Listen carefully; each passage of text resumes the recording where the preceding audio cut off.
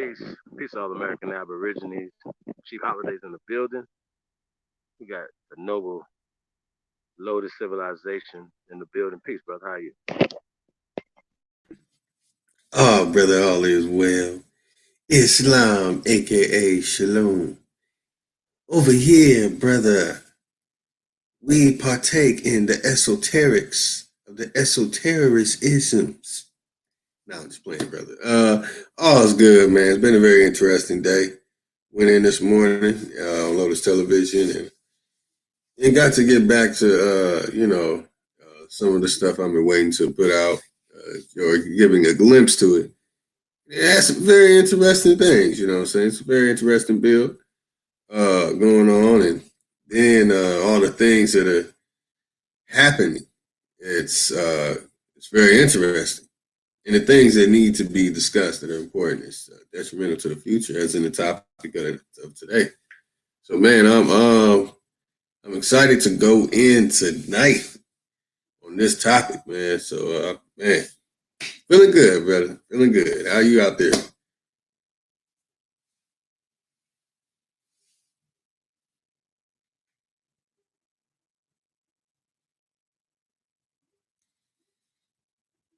Must have lost Chief for the moment.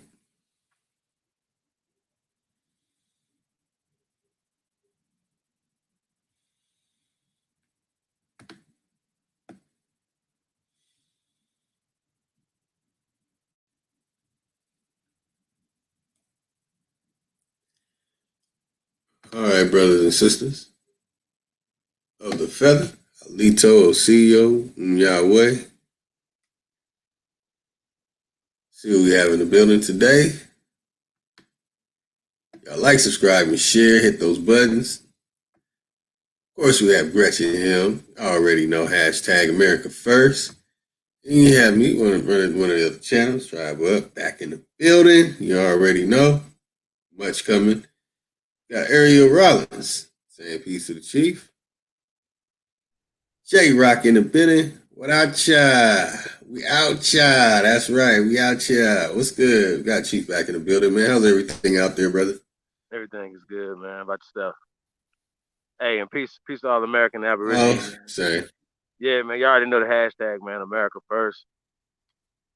Yeah, man. We definitely, man. We grinded, man. Shout out to everybody, man. Shout out to all the great ones tuned in. Um, I think this is a very important topic that we're gonna be tackling tonight. When we're talking about solving some of the issues that we have. Um, we have to get to some, the bottom of some of the issues, right? And education has to be on the top of the list. Indoctrination. We're not going to say education. We're going to say indoctrination. Um, and a lot of times, you got to get to the origin of when when they started these this organization. You know what I'm saying? Or started this indoctrination process. So, you know, yeah, we got to talk about that tonight, y'all. Uh, Lotus said, yo, it was interesting, man. You took it to Carter G. Woodson, um, the miseducation of a Negro.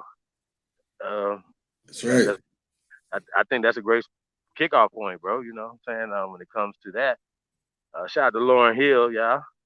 You already know the miseducation of Lauren Hill was kind of a, you know, her sliding the miseducation of the Negro in there. So, this is our rendition of that, the miseducation of the first American child. And that's what we're dealing with tonight, y'all. And we got, information right now. We got a story we're going to uh, expose tonight. You know what I'm saying? Just about what we're talking about the miseducation of our children, as well as, just the social engineering that happens, even at the smallest levels. You know what I'm saying? And you think it's real innocent, and you think you really trying to put your children in a better place, I send them to prestigious white universities. You know what I'm saying? That's an issue for us. um, and everybody knows what we're talking about. Even when you were going to school, or before you were getting ready to go to school, obviously you wanted to go to, um, if you're into sports, the so-called better schools. That's just what it is. We can't look around that. Everything is marketed that way. You know what I'm saying? And I don't know if we're doing it or how it's done. If it's being done, I said earlier, I don't think that we, as tax-paying Americans, should stand for a subpar education in our American school system, especially from our perspective. You know what I'm saying? Which we're protected by international and as well as American law. We're protected from genocide. So you guys are gonna hear that conversation a lot tonight when it comes to this educational system that we need to reevaluate. So shout out to everybody, man. What it do, Lotus? Oh man, I'm shocked and amazed at going over Dr. Carter G. Woodson's quotes and the miseducation of the Negro. He said here, when you control a man's thinking, you do not have to worry about his actions. He will find his proper place and will stay in it. You do not need to send him to the back door. He will go without being told. In fact, if there is no back door, he will protest until one is made for his use. His education demands it. Yeah, man. Wow. Yeah, that's profound, bro. When I read that, I mean, whew, I mean that's a powerful statement, bro. You know what I'm saying? And that's kind of what we see a lot of, right? We put ourselves at the back door willingly, and sometimes it's just really about how we are positioning ourselves in the conversation. Now, however, there's always stratagem, so I need y'all to understand that. There's different ways of attacking this thing, and I salute them all. Long as you fighting back, you know what I'm saying. You're not just taking abuse.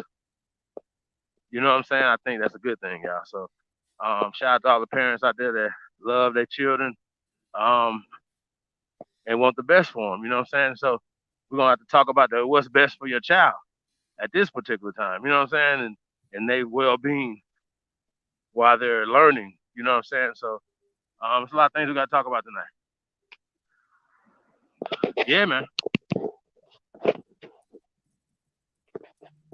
Yeah, we multi-streaming. What we on 4 or 5 channels right now, Lotus? No, we on three channels. On 3. Yeah, go subscribe to them all. Yeah, man. Shout out to Ty Data. Shout out to Lieberson. We're in the building, y'all, man. Shout out to the First American Council. We growing, man. More and more powerful people are coming on board, y'all. So we're definitely excited, y'all. Um, just about just the future, man. So that's what we grinding for, man. We grinding hard every day. Yeah, man. Peace to the tribe, man. We're gonna be coming. Hey, yo, we're gonna be up and running 24/7 real soon too, y'all. So like I said, be on the lookout for this 30-day live going down Universal Media, 5,000 Elite, Tribe Up, TribeUp.app, Tribe Up Sports News and Entertainment coming soon. That's gonna be crazy. You know what I mean? So yeah, man, everything's good. So we're gonna definitely not this little calendar year with a bang. Come on into so-called 2020. You know what I'm saying? Vision clear. Hey, it's always America first. So yeah, man. Shout out to everybody, man. We're really excited, man. It's a good time right now, y'all. Real talk.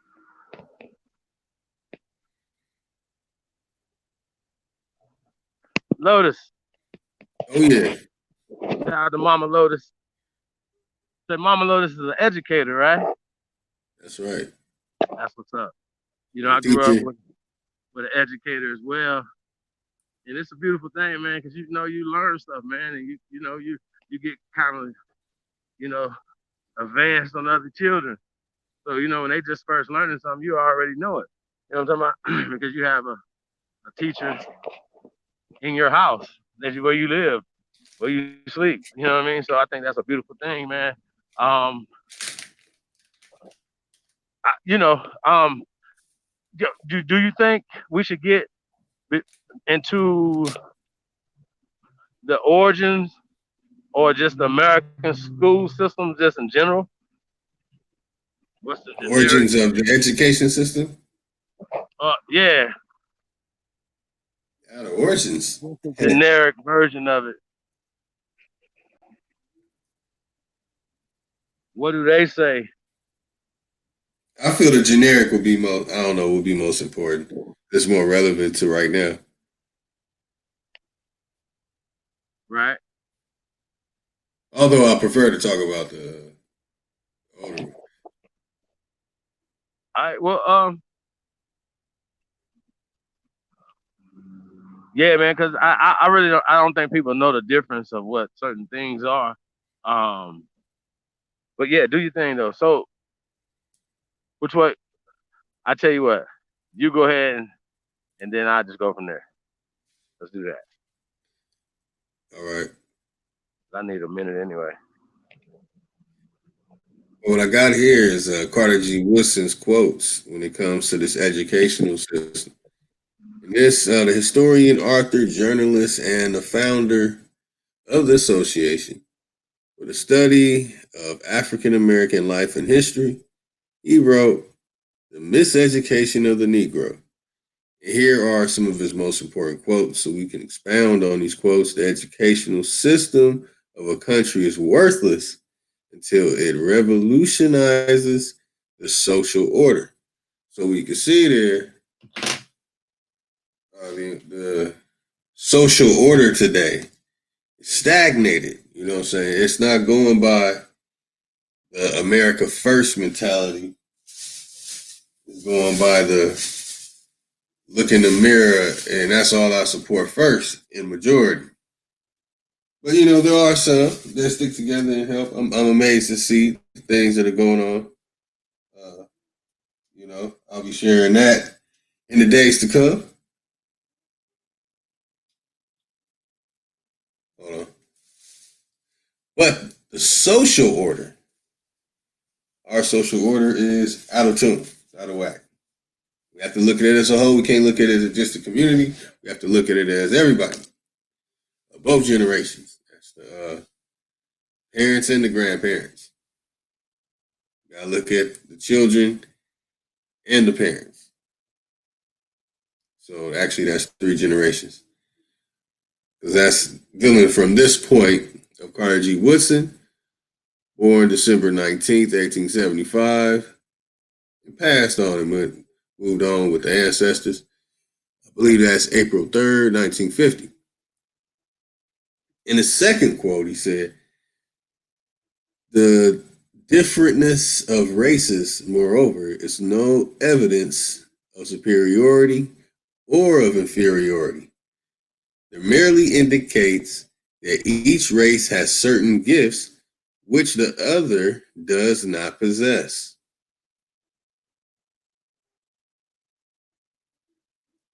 All right, all right. After that, we have if the Negro in the ghetto must eternally be fed by the hand that pushes him into the ghetto, he will never become strong enough to get out of the ghetto. Interesting. The mere imparting, here goes the last one of the four quotes. The mere imparting of information is not education. So, looking at Carter G. Woodson, that means me, Noble Lotus, Ali L. Light Bay, knows for a fact that the blackity black groups, Pan Africans, Pan Boo Boos, Afrocentrics, and those into the comedic stuff and all that will go along with evolution and things like that, which is from the educational system, do not support Carter G. Woodson because he's absolutely opposing to that system. I see it here in the four quotes. All right, we got you back in the building, Chief.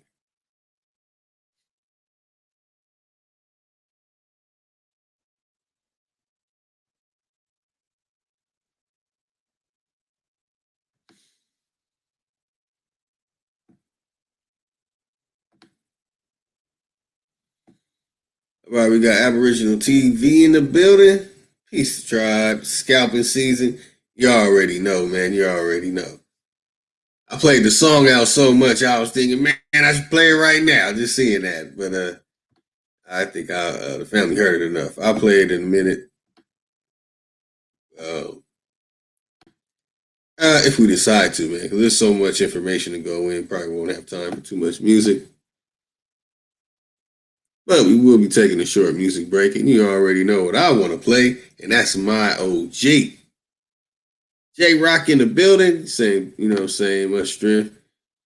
A good brother, Aboriginal TV. We got King Ron in the building. We got J Rock in the building. El Boria in the building. Oh, good brothers and sisters of the feather. Y'all got your riches on my channel too. Go like, subscribe, and share. I'm also streaming on Indigenous American News channel, which will be another channel brought in. This information on that channel will be detrimental. It will be key stuff, subjects such as what we're going into today, education. But it would also deal with things that are what's going on in the system today, in the world, whatever is the most beneficial for our economy. That means anything, military, Royal Society, uh, Commonwealth of all the nations. Basically, the Royal Society, because that's what all three of those really ran by. So,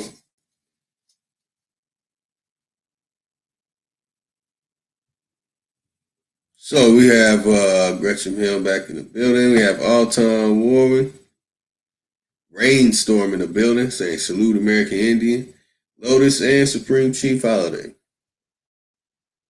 Alito to Mikey G13. What's good, brother?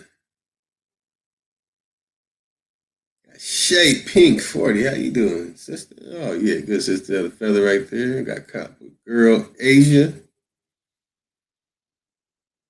Dropping some knowledge in the chat about consumer DNA testing may be the biggest health scam of. Boom. Got him. You know it's a scam. All right, let's see who else we got in the building. We got $10 son of Papoose in the building. Salute to the first Americans. Got the Codex in the building. That's none other than the Cyborg Type Data. Free Spirit in the building. Peace, love, and enlightenment. My bad. Peace, love, and enlightenment to panel and chat. Right back at you, Free Spirit. Really warms my heart. For Outside Help. Very interesting name. You hear about the 9 indigenous brothers and sis got arrested in Poconos, Pennsylvania, who tried to take back land. That's very interesting information. I have not heard of that. Something to look into. Very interesting. Got the original Copper Empress Holbert in the building. That's the one and only Empress.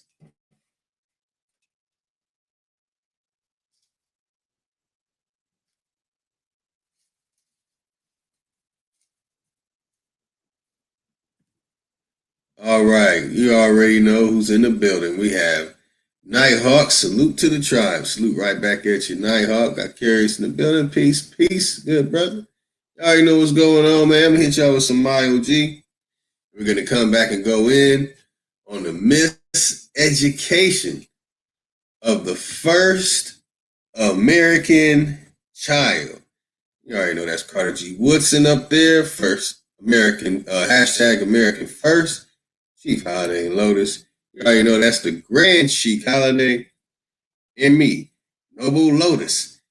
Ali L. Light Bay.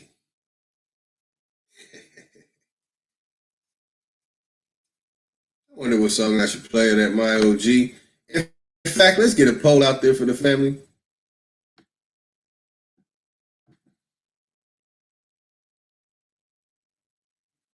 Which my OG would y'all like to hear right now? Which song do y'all prefer to listen to right now of my OG? Hopefully, I'm not going in and out too much. I just recently set up the mic to cut out a lot of feedback and all that good stuff. So hopefully, I'm coming in clear, loud and clear.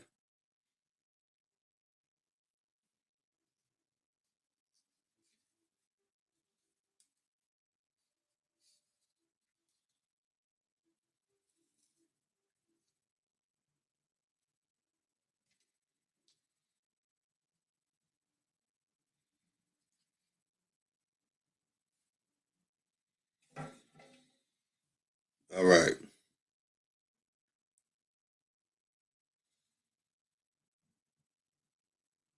All right, y'all. So I was trying to get a poll in. Which my OG song would y'all like to hear?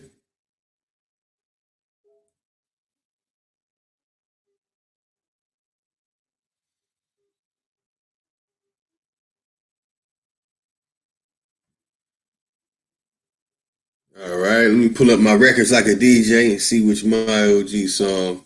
Let me think of the one that I want to listen to right now. I mean, of course, when I listen to that, I know that I did it.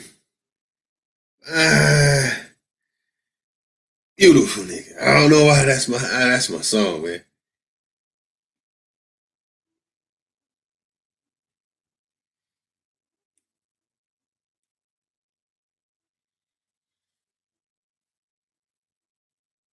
All right, let's pull it up.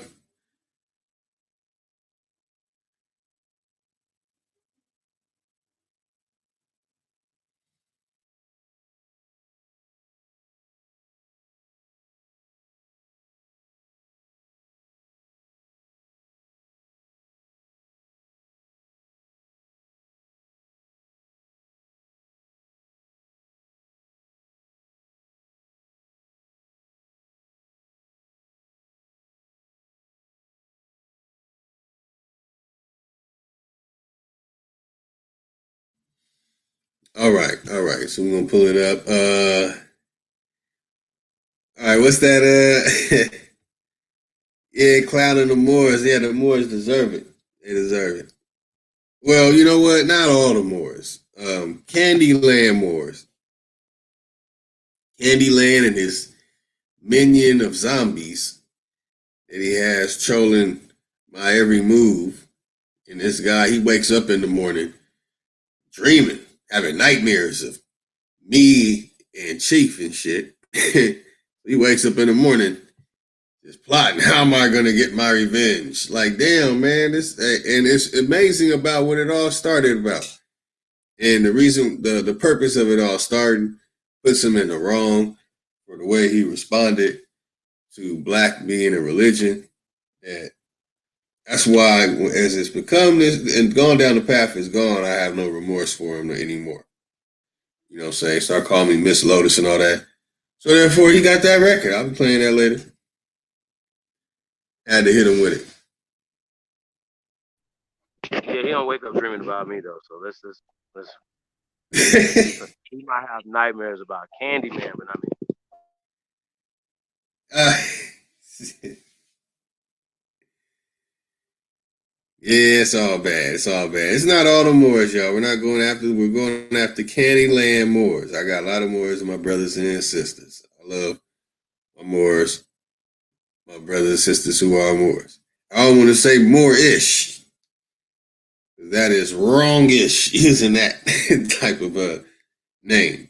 Uh, yeah, yeah, it is what it is. But hey, family, you got any? See, I want to play "Beautiful Nigga." I want to play that "Beautiful Nigga" right now. so beautiful. That's my song, man.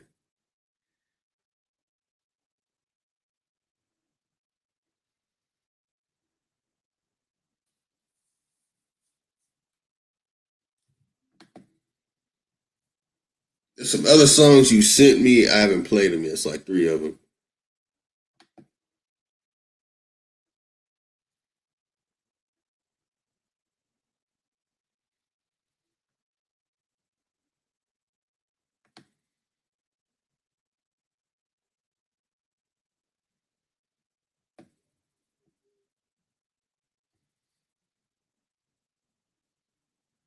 Hold on.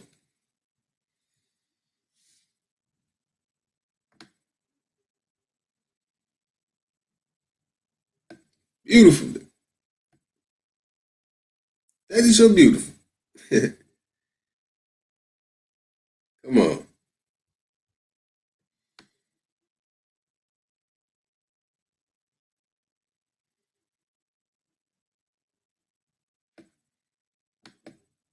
All right, should be on this one. All right, all right, all right. Hold on, let me pull back. Let me get it up.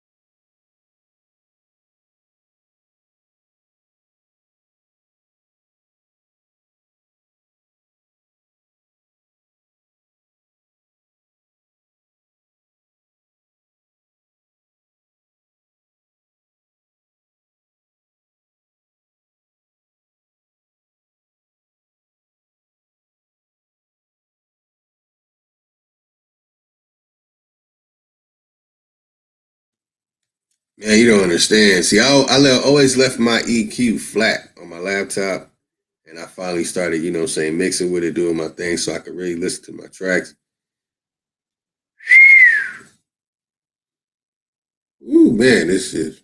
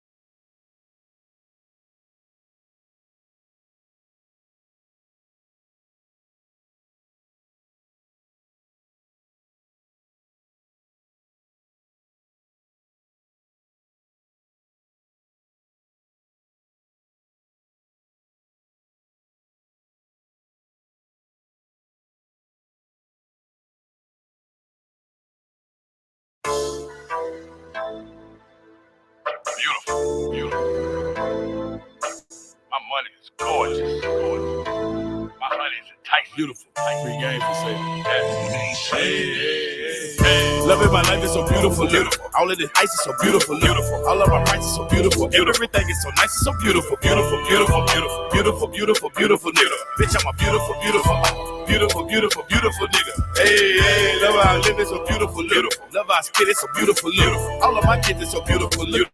My skin is so dark, it's so beautiful, beautiful, beautiful, beautiful, beautiful, beautiful nigga. Bitch, I'm a beautiful, beautiful, beautiful, beautiful, beautiful nigga. Hey, I spit the game in with beautiful look. I whipped the cane in with beautiful look. I hit the motor dang when I was young, cause they saw that thing, it was beautiful, beautiful. Bitch, I'm so BEA, beautiful look. My bitch so BEA, beautiful look. I had a curry and chicken, I promise you, she did the DEA, beautiful look. White girl, irrefusable look. Reputation, irrefutable look. Lifestyle, very suitable look. Street cred, very provable, beautiful. Honest sergeant, I'm recruitable. OG Gina, you can Google them. Drop the top, it's so removable. Ain't no budget, ain't no moving them. It ain't nothing you can do with them. Beautiful bitch and a bootyful. Watch how many tricks are bootyful. Titty nipples looking trueable. Heads turning, looking screwable. Selling coochie in a can, counting caddy rolling in my cubicle. Ain't no telling what I do to you. Know that I do to do round and round and round and round like a hula hoop. Taller than banging on beats, ain't no fruity little bitch. Love it, my life is so beautiful, beautiful. All of this ice is so beautiful, beautiful. All of my prices so beautiful. Everything is so nice, it's so beautiful, beautiful, beautiful, beautiful, beautiful, beautiful, beautiful nigga. Bitch, I'm a beautiful, beautiful,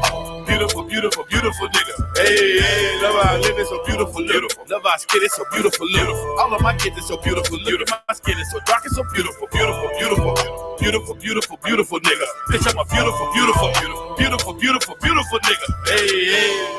Get on the track and watch me catch a body like they throwing people. Them 10,000 Cooklands in Colorado, then we growing this legal. Sewing up the street like a needle, stacking chips and Pringles, Cheeto, Fritos, in them Doritos. We gon' go the opposite way, the police go, she gon' throw them out, make a damn, I love Frico. But peep though, watch out the story get deep though. Yes, I'm connected with Chico, hey, that's me amigo. But we do nothing illegal, but ain't nothing free but a free throw. A full black Latino, a Pico de Gallo burrito. A glad and I know Paquito, but that's how I eat though. My pockets on Danny DeVito, my new chick, she from Puerto Rico. Canadian chick from Toledo, she get all that medicine Frito. She sell it and give it to me though, that Frito, that Frito. I touch down and light up the street though. I'm selling this game by the kilo. I'm balling like I just got chemo. Just holler my name if you Nemo. I keep people peeping through people. Got A1 for silver for Cheeto. A king of the ghetto like Zero. A neighborhood hero. Loving my life is so beautiful, beautiful. All of this ice is so beautiful, beautiful. All of my price is so beautiful. Everything is so nice, it's so beautiful, beautiful, beautiful, beautiful, beautiful, beautiful, beautiful nigga. Bitch, I'm a beautiful, beautiful, beautiful, beautiful, beautiful nigga. Hey, hey, love how I live is so beautiful, beautiful. Love how I spit is so beautiful, beautiful. All of my kids is so beautiful, beautiful. My skin is so dark, it's so beautiful, beautiful, beautiful, beautiful, beautiful, beautiful, beautiful nigga.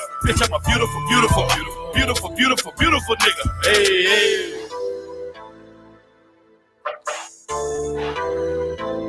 Yeah.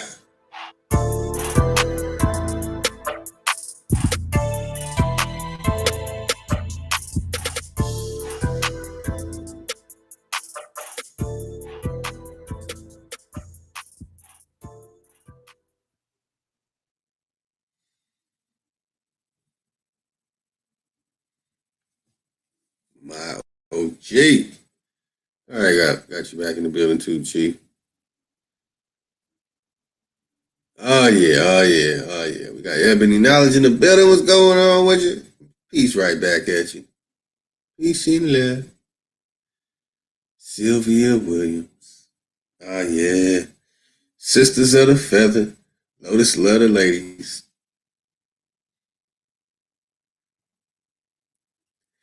Yeah, yeah. That's one of my songs right there. My OG did the business on that one. Yeah, he did. Okay.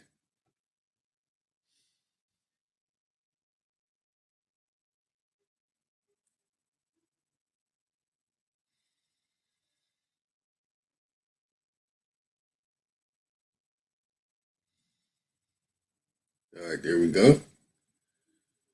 All right, let me pull up the site I had.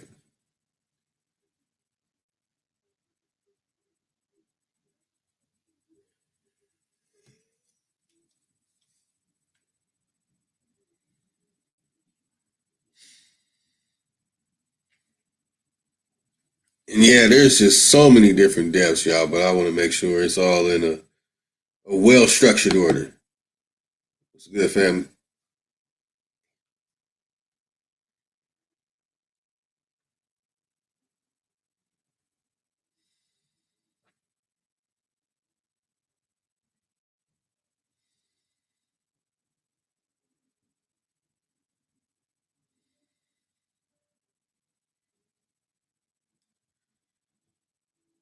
All right.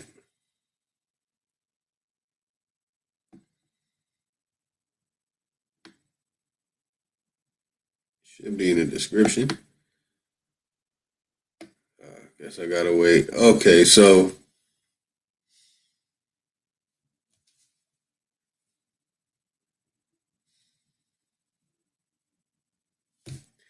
all right, so this miseducation. Let's pull it up and see what we get.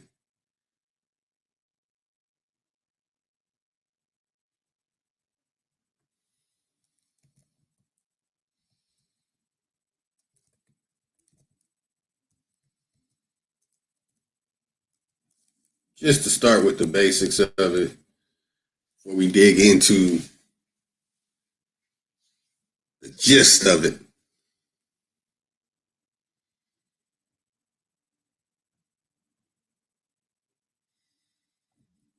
Okay, so miseducation is, by definition, poor, wrong, or harmful education.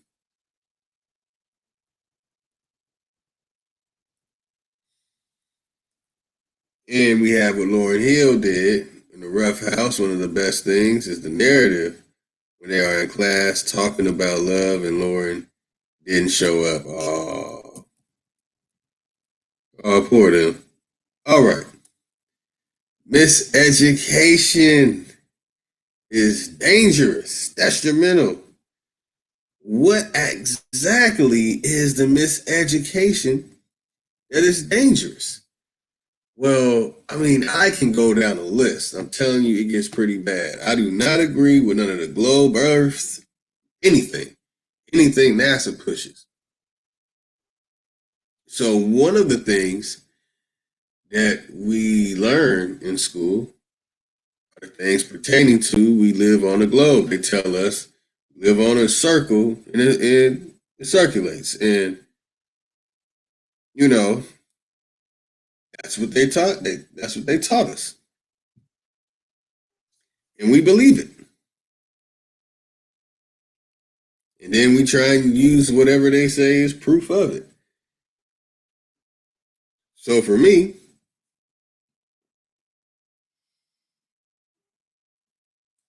I have to challenge it. So that might be the petty parts of it, but we'll get to the parts that are not petty. I like the petty stuff, to be honest. So when it comes to this, then we have to deal with gravity. Like, what is this gravity? If gravity is so hardcore real, then how does a bee fly? Especially a bumblebee, massive body, and then those little wings. Like, what? I mean, if there's such thing as gravity, would pull a bee to the ground.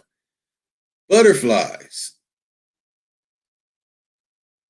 clouds. Gravity was so powerful, wouldn't it pull all the clouds to the ground? Or maybe that's what fog is, I guess. All right. Okay. So there's some things, you know what I'm saying, education when it comes to that alone. And we learned most of that in like third grade. Fourth grade, we're learning this stuff. And they're teaching us these things with no proof. And it's not necessarily about flat Earth, Dopey Snow. It's just a lot of the stuff in the educational system the flat earthers have looked into. So it goes further in the stuff that's blatant lies that's connected to what we call globe Earth. So we're talking about the educational system and astrophysics, astrotheology happens to be a part of it, and that is a part of the educational system.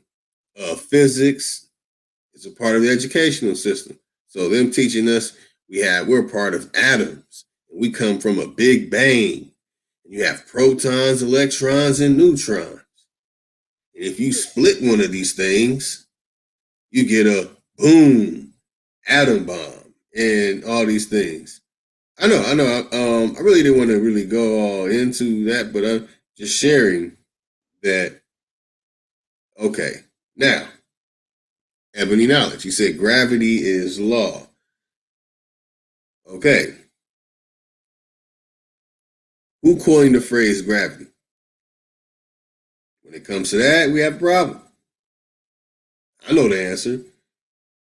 What is the scientific methodology behind the hypothesis of gravity? I know what that is. Same person. So you got the same person who coined the phrase is the same person that made up a methodology to prove what he coined. And what did he do it for? Money. What was he a part of? The Royal Society. He's very popular. He was so popular and made so much money off of it, he even created a pseudo math that they teach in universities and Ivy League schools today called calculus. That's right, the father of gravity, Isaac Newton, Sir Isaac Newton. So we have these big bang gravity makers, monkey makers, and all these people, all a part of the Royal Society. I really didn't want to go there. I wanted to save that for later, uh, to really pull it apart. Uh, yeah, exactly, Chad. An apple fell on someone's head, and he said, "Oh man, that was gravity." Like, nah, it's not gravity. It's nature. It's flora. Ain't no damn gravity. So there is in the education system categories which have a false pretense behind it, and they teach us this. They shove it down our throat, so we go around pushing it and promoting it as well. And then we have history. Oh boy, when it comes to the history in that matter of the educational system, they should be put in prison for teaching us that nonsense. And I believe that's what Chief was going in on earlier on Lotus television channel. That there's nothing that can be said because it's all a lie. All of it. All of it that's coming out of that damn educational system. So you have to look at it as if they're teaching it, question it.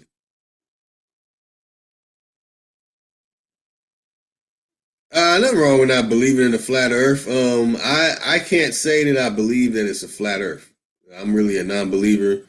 I just definitely disagree with NASA, JPL, and anything that comes out of NASA, JPL. So when it comes to educational system, that's connected to the physics, the astro sciences, and that like or that whatever. Hey, it was the word that you said though in the definition, harmful. Was that a word that's in the actual definition of miseducation, brother? Yeah, I believe so. Hold on, I got it right here. Hold on. Harmful education. That's right. Merriam-Webster Dictionary.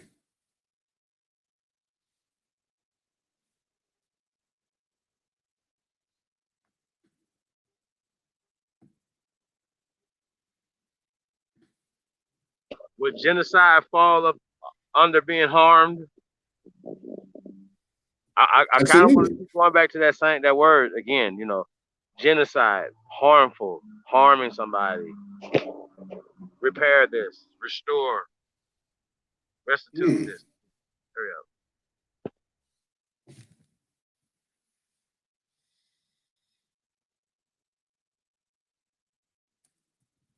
And we have to make them feel like every time that they teach this bullshit that somebody's gonna come hit them with some paperwork and put some papers on their ass, Libra. You know what I'm saying? So that's Right. what we on, y'all. We on changing everything. Yeah, because it's all BS. And it is harmful. It is harmful. And think what it does to us psychologically, man. And it leads into, oh, it's okay for you to feel that you are a woman, even though you're born a boy. But it's okay now for you to feel like you're a woman. So you have the educational system teaching that now. That should let you know it's bogus it's been bogus from the beginning, especially history. History in the educational system when I was growing up, when I was in high school, I was already told it's BS, but I have to memorize it and get an A plus. And to the point it was like this is just amazing that these are lies, and I really have to go along with it. People just believe it. So yeah, when it comes to harmful, I mean, damn, genocide. I mean, when we talk about paper genocide, right? And the people who are saying they're fighting against this stuff will tell you to think, well, they never tell you exactly what they're fighting against. They just kind of give you a vague black power answer. You know what I'm saying? Well, it's bad, and the white man is doing this to us, and what? Okay, well, is it okay? It's happening in the education system. Let's change the education. That's right. That's right.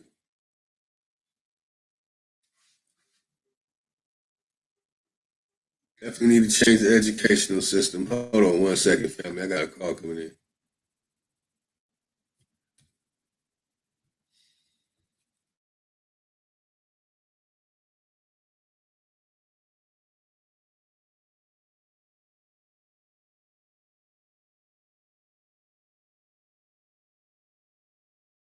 Yeah, man. I just think that's real bogus, y'all. Like we gotta stop.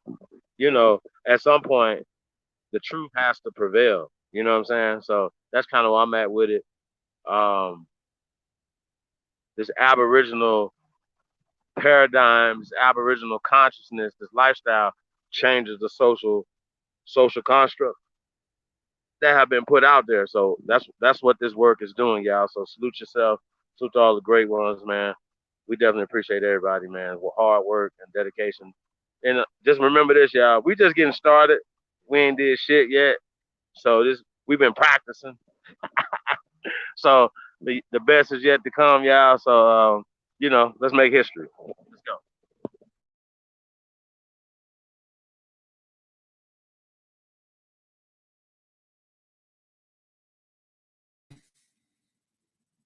Mm. Oh yeah. My bad, family. I couldn't hear anything. I had to do something real quick. Oh man, damn! I was thrown off. Oh shoot.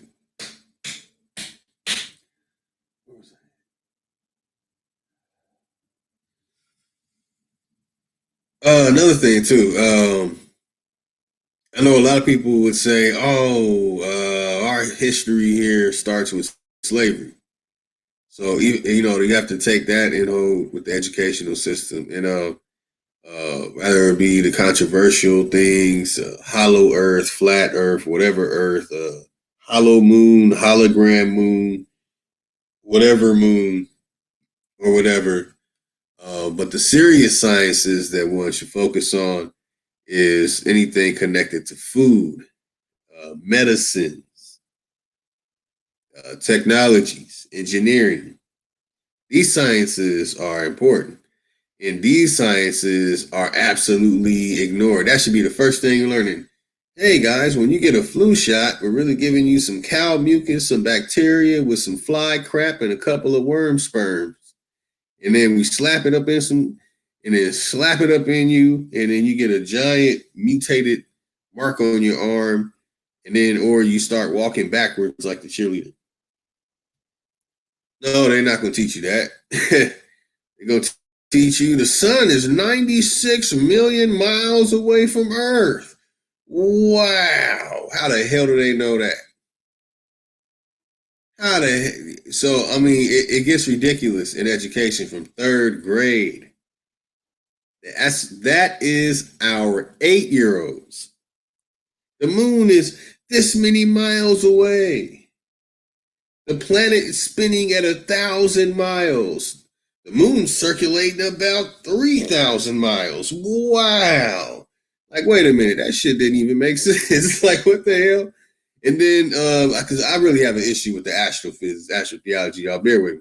Like, they would tell you in these books, Uranus is this dense, it is this big, it has this many canyons, and it goes around the sun this many times. And this is how long it takes for it to have a year. How the hell would y'all know that? How the hell they gonna tell me how long it takes for Pluto to go around the sun? It's just that after a while, I wouldn't say common sense, but maybe just logic. Like, and when you go to college, it should all click in. Like, that's why they have them damn secret societies and shit. They're just laughing at us.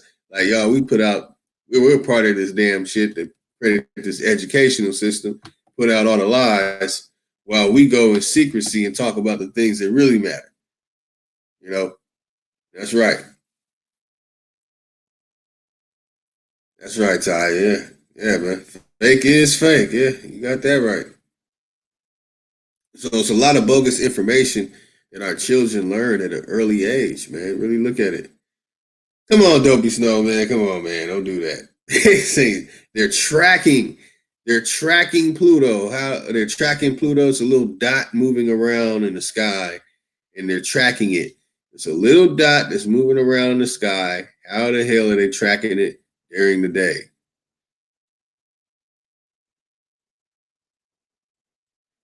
I'm telling you, I used to go to NASA JPL.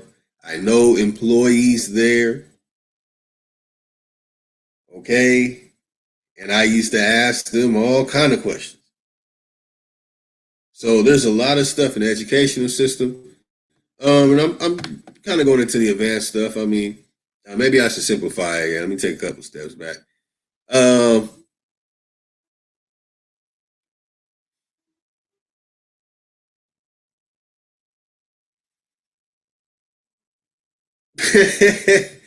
I like that favorite girl 24. She said her 4 year old, her 4 year old asked her why the sun and the moon are out at the same time. She was like, we in the Matrix. Yeah, you got to get a telescope. Absolutely. I used to have a telescope. Gave my telescope away. But it's cool. You can get a telescope, and then you're gonna look at some stars, and you're gonna say, "Wow, why the hell do we call that a star? Who the hell made up that word star? What the hell was that about?" And then you're gonna look at it, and you're gonna say, "Wow, the more I zoom in on this, it just looks like a bright light." And that's it.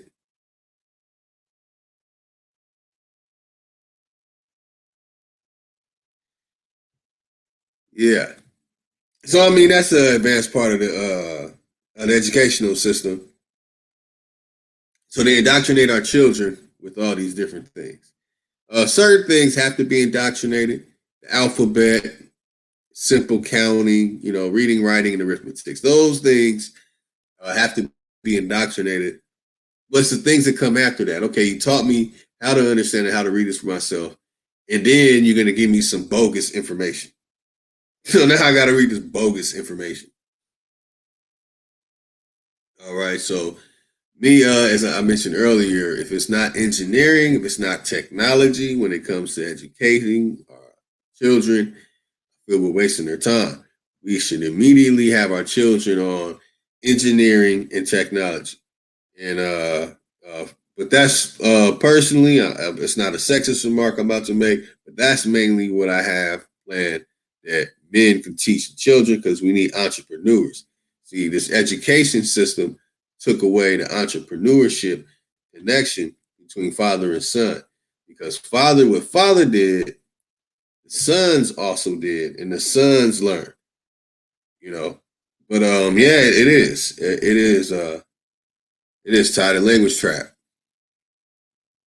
And that's when you start learning the alphabet. That's in kindergarten. And, that's the indoctrination part about it. But in order for us to focus and function in the full capacity in the society we live in, because everything is operated upon the language that we speak, we have to be indoctrinated into the alphabet system, and into the grammatical structures of the way we speak today. These are the things you can't get around. And that's because we didn't create our own language, or we did not continue to use our own language, and we let uh, our language be changed. So it's a big mix up. So a lot of the words are already created by us, and a lot of them are mistranslations of the word brought down into the way we say it today. So getting into the educational system, all parts that we have to deal with that our children have to learn. And then it gets to the part where they're being taught all these different things because it's like almost immediately, when I was 6, 7, 8, 9, I was taught all those things, you know, all these things, and fourth and fifth and sixth, learning about uh, Greek history, Roman history, and all kind of stuff, man. A bunch of nonsense, a real waste of time. If you believe in any of that Greek history and Roman history of all these so-called events happening, and man, I mean that's me personally, man. I don't believe none of that stuff. That's just me though. You know what I'm saying? But I can go along with the narrative. I know the stories very well, but man, I don't trust any of those things. No, especially that Greek stuff. So it's detrimental that we break free from it. We find what the educational system really has to offer, which is getting a person into a university and getting credentials, getting master's degrees, and all this stuff to get a career in their life. So it's like, why do all of the miseducation part of it, the misinformation, the horrible influence, the harmful education, and then get us to the universities, and it's like, look, now we give you access to know where all your bogus information came from, but we give you opportunity to do these careers. Now, if you don't come in this way, you're gonna have to pay $80,000 and up, no matter what. So you have to go along with the bogus information in order to get there. So, yeah, it's very interesting. Family, how's going in? You back with us, Chief? Yep. I mean, just the whole situation is really crazy. Um, and what we have done is mix the social engineering into the into our culture. You know what I'm saying? Like, okay, in order for anything to be right, it has to be, you know, this a part of this social construct.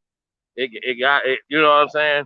Like even like in the now, shout out to Lamar Jackson, the quarterback for the Baltimore Ravens, right? I mean, he's making the what they call in the pocket passer obsolete now. You know what I'm saying? Because you got to be able to do all the things that he do. Not only can he stay in the pocket, but he can also read defenses and be a leader and be a thinking man. But now you need to be doing more than just thinking. You need to have the athletic ability as well.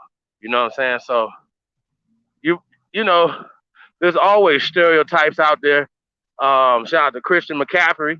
He's breaking the stereotype of you never haven't even heard of a Caucasian or a pale running back. And then if you have, he's not doing as good as this guy. They talking about MVP for him. So like I said, man, it's not really about the complexion. You know what I'm saying? When it comes to your ability, right? However, now that we're talking about education, right? And we had talked about this. What's kind of breaking news right now is Myers, Miles Garrett, the brother that hit the pale guy upside the head with his helmet in the football game last week. Um, Now he's saying that because he's going for appeal, that dude had said a racial slur, which that's what really incited the whole situation in the first place. So it goes, and everything that's playing out, what you guys are seeing, plays out on the playground, right? It goes back to socialization. It goes back to the to indoctrination process, and it's not just about history or even math or science for that matter. It's also a part of the socialization process. So even when we're talking about these standardized tests, they've already proven that these so-called standardized tests turn out to be um, socially political constructed as well. You know what I'm saying? So if you're not thinking the way they think from this community, then you won't do as well on the test. Y'all follow where I'm going with this? So, you know, I kind of want to give a context of what we're going through historically, but also where we at right now. You know what I'm saying? And obviously, we can figure it out from a historical standpoint. Then we can turn around and change it. You know what I'm saying? So that's kind of where we at right now, y'all. So yeah, that's kind of my take so far. Right? So far, what you got so far, brother? Oh yeah, that's right. That's right. Yeah, that's what I was saying. That's the deeper parts about it. The social effect of that matter. Most definitely is what's detrimental to it. That's the part. That's the part that separates us. You know what I'm saying? Like Timmy, Jimmy, and Bob gathered all their guns together, and they know the school system is BS, and they can't stand the people at school, so they go get some M16s and run up in the school on some crazy homicidal numbskull nonsense, and that's like just the extreme of the matter when we just learn it and take from it. And then also we become the victim where we're supposed to accept, that feeling like, oh, he said the N word and he wasn't supposed to hit him with the helmet. And it's like now it's like a rebellious spirit is building, and it's almost to the point like that song, we're not going to take it, you know, put us in this social construct and educational system that has harmed us in many, many fashions. Family, I wanted to play another song. Okay, so I just wanted to say that since you're talking about songs, right? In some of these songs, the word nigga is being said in the songs, right? Beautiful nigga, Yes. Yeah. one, right? That's the name of the song. It's called Beautiful Nigga, right? Shout out to Miles G, Purple Panthers, Entertainment. But the thing is, right? Sometimes these same bigots are trying to use the music in an intent. Like when we say beautiful nigga, that's not a derogatory term. You know, it's more of a you know like we have turned Nigga into something beautiful, just like niggas and turned nagas and all these other type of things to kings. You know what I'm saying? So we've taken these things and turned it into something that's beautiful, right? However, these people use the music and they try to use it as a scapegoat, but also they're using just like anybody else. You know what I'm saying? You know, people use music as a motivation. You understand what I'm saying? So we gotta talk about that too, man. So like we talk about Miles Garrett, who knows what his motivation was? We talked about the Harriet Tubman movie, whatever the case may be.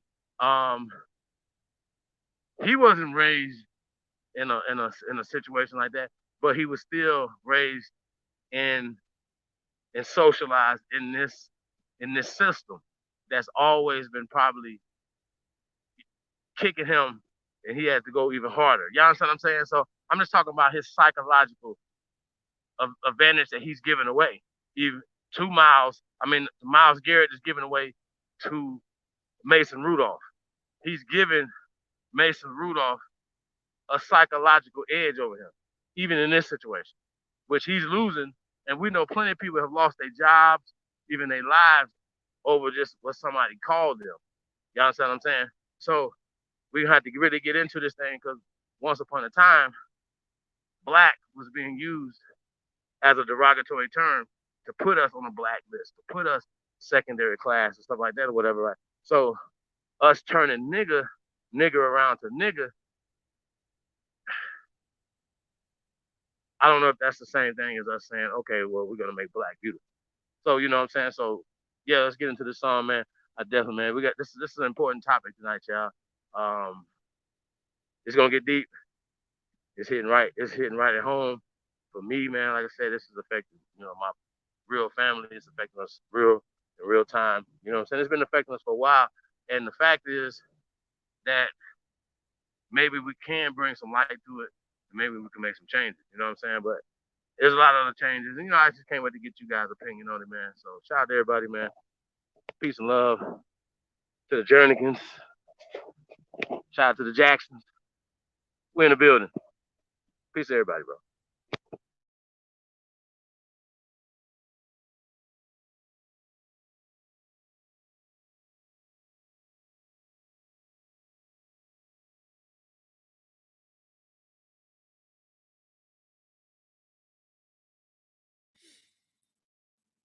Hold on, I'll put up the song right now.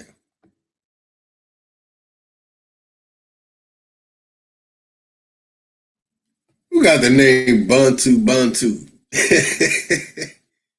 Bantu What you people. say? Bantu South D Town. That's a funny name. I wonder who that brother is. Shout out to Bontown, South Beat, D Town. Yeah, Mao G. He's from he know about Eugenie. Come out of D Town, man. Shout out to my partner Mayhem, man. They out of Bontown.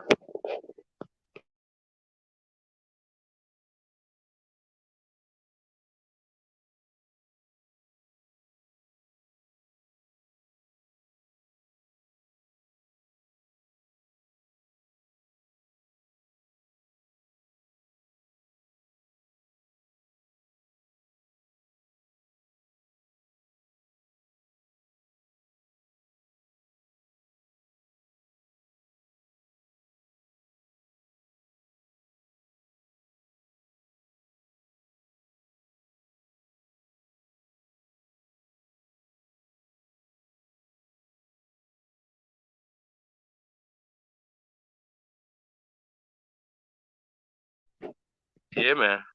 Shout out to the great takes. The great state of Texas. Yeah, man. We in the building, yeah. Um, yeah, I'm just gonna talk till you get the music up. You about to play another song, right? Let me see y'all in the chat room.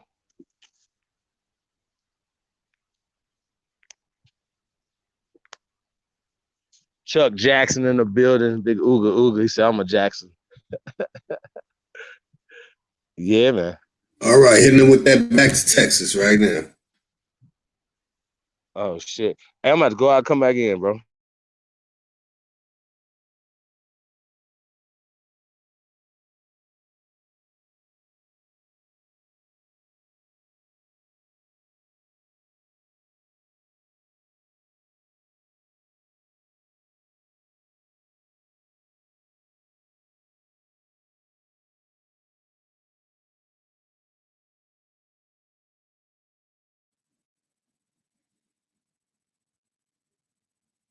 That's right, Chief will be back in the building. While we wait for Chief, and then we're gonna bust in that. Brought it right back to Texas. That's what. Yeah. Trunk rattling. About to knock the trunk off. Corrupt city, check this out. Yeah. Brought the money back to Texas. Brought the money back to Texas. Went out and got it and came on back with it and brought the money back to Texas. Went out and got it and came on back with it and brought the money back to Texas. Brought the money back to Texas. Brought the money back to Texas. I bought it right back to Texas. I bought it right back to Texas. We went to Alabama and Atlanta, then we bought it right back to Texas. We went to Mississippi and Miami, then we bought it right back to Texas. Bought the money back to Texas. Bought the money back to Texas. Look, I bought the game back to Texas. I bought the game back to Texas. Oh, yeah. I'm about to hop off an exit. I'm about to drop off a message. Oh, yeah. Original Purple Panthers, we the opposite. You can't do nothing but respect it. We about to do something epic. Can't do nothing but accept it. Papa when you least expect it. Pick up the money, collect it, yeah. Pick up the money, collect it, yeah. I just been sitting back and watching, waiting, contemplating when to connect it. Got it perfected. I refuse to be neglected. I refuse to be rejected, yeah. We got this Texas thing up in the lock and your bitch I'm really protected by the same niggas taking bricks and making zips and making flips and taking trips across America, hopping in the states. No, you won't see this on Netflix. I'm trying to snatch all the commas, look. I'm moving past all the drama, look.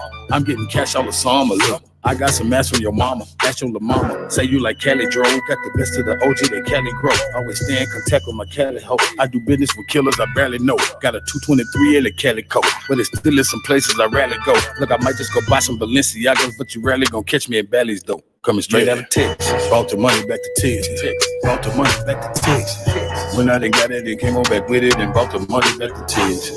When I done got it, and came on back with it and brought the money back to Texas. Brought the money back to Texas. Brought the money back to Texas. I bought it right back to Texas. I bought it right back to Texas. We went to Alabama and Atlanta, then we bought it right back to Texas. We went to Mississippi and Miami, then we bought it right back to Texas. Bought the money back to Texas. Bought the money back to Texas. I like that Gucci Versace, just so the group it can jock me. I make a coochie get sloppy. Mostly I usually get toppy. Just call me drippy long pocket, cause my pocket usually stocky. Police, they usually stop me, trying to confuse me with Poppy. OPPZ, that my posse. Blue and red mixed together, no copy. That's a real 59 on Takashi. And a Nike, so no Illuminati. I'm trying to monopolize the whole internet like Mark Zuckerberg. Get sued by the government, then take my name to Dark Fuckerbird. I might just spend a cool $1 billion on construction.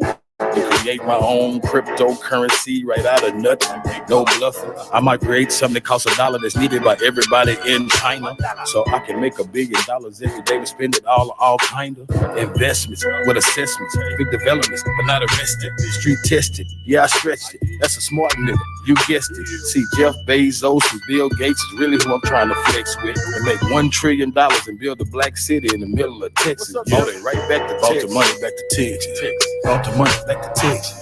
When I done got it and came on back with it and bought the money back to Texas. When I done got it and came on back with it and bought the money back to Texas. Bought the money back to Texas. Bought the money back to Texas. I bought it right back to Texas. I bought it right back to Texas. Look, we went to Alabama and Atlanta, then we bought it right back to Texas. Look, we went to Mississippi and Miami, then we bought it right back to Texas. Look, bought the money back to Texas. Bought the money back to Texas. Oh yeah, Grand Sheik back in the building. I'm Noble Lotus. Noble Lotus. Noble Lotus. L Light Bay. Got the Bang Ali. right there. The Ali in me.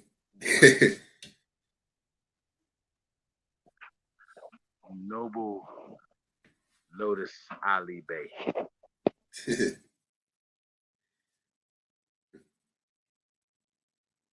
That's right. That's right.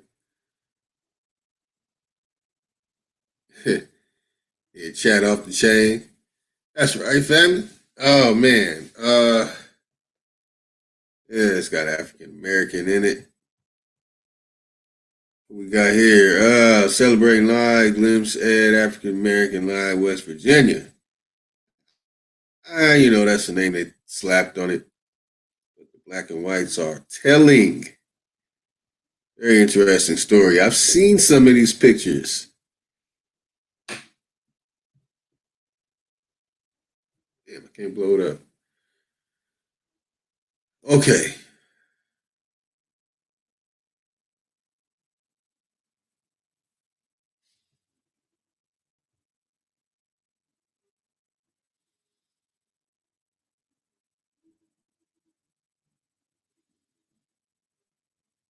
Let me find this other quote. Yeah, start going in, family. What'd you say, bro? Find this other quote, Carter G. Woodson. Yeah, man, he was definitely dropping some bombs. Hey, so the sister that came on the other day, she was talking about W.E.B. Du Bois, right? W.E.B. Du Bois, um, basically was a elitist. You Oh know, yeah, yeah, he was. This is basically like we're gonna, be snottish and we want to be up under these guys. Hence, what you get the boule and stuff like that. Carter G. Woodson kind of was like the other side of that, so to speak, yeah. You know what I'm saying? Um, he was still elitist as well, um, um, but I think he changed later. And a lot of people say that that has something to do with his death. So we can always speculate. But he started to come out and start telling the truth. So I just wanted to point that out. Um, I think that should be a prerequisite, like from go. You know what I'm saying? From go, I think just the truth side of it. Oh, wait a minute, that should be the first thing. Like you know what I'm saying? Like I don't even think nothing that should matter when it comes to teaching and educating the children. I think the truth should be the first part of it. You know what I'm saying? So um, yeah. So the fact that that's not even a part of it. The agenda is a part of it. You know what I'm saying? And then we can get into a lot of the agendas that are out there. Um, you know, and we're going to get into the origin of a lot of this stuff as we start breaking a lot of these social constructs down. You know what I'm saying? But the education part of it, attacking the education part of it is a big part of it. Because even we talk about shout out to Dr. Frances Cress Welsing, she was still educated in this process as well. So when we talk about uh, uh, Professor Neely Fuller Jr., they were still educated in this process. They will tell you that this process has um, um, indoctrination and it has what they would call I call degeneracy. You know what I'm saying? I don't put a color on degeneracy. Degeneracy is degeneracy. So when I see it, I'm like, oh, that's degeneracy. You know what I'm saying? Or that's evil. You know what I mean? So it doesn't have to have a color to it. So I think that we have to put that into perspective. Whenever you find a quote, man, I'm ready. Go ahead, brother. oh yeah, family. Yeah, I mean, yeah, I definitely agree. It says right here, history shows that it does not matter who is in power or what revolutionary forces take over the government. Those who have not learned to do for themselves and have to depend solely on others and never obtain any more rights or privileges in the end than they had in the beginning. It's a slap in the face. In his time and day, saying words like that, that is very interesting. All right, I got one more for the family. This one's a little interesting, a little blurry. On this first day of Black History Month, we honor 1926 NAACP. What is that? Spingham? Man, it's so blurry. I can't even see. Hold on.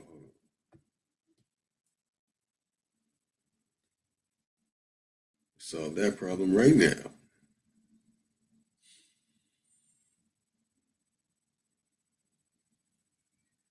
Now, keep in mind, now this is we're gonna talk about the NAACP because honestly, y'all, whenever anything is going wrong, y'all already know in our community that's the first place that we have to go.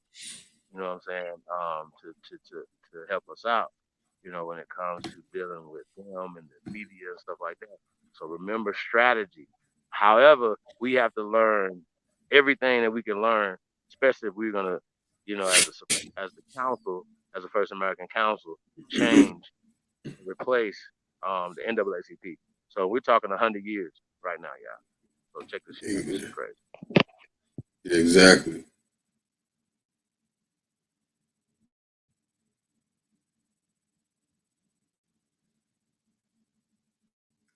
Okay, so these words get out of the way. Okay, so that so that Spingarn, Spingarn medical recipient and the father of Black history, Carter G. Woodson, who once wrote, "Let us banish fear. We have been in this mental state for 3 centuries. I am a radical. I am ready to act. If I could find brave men to help me." Man, in what year? Come on, man.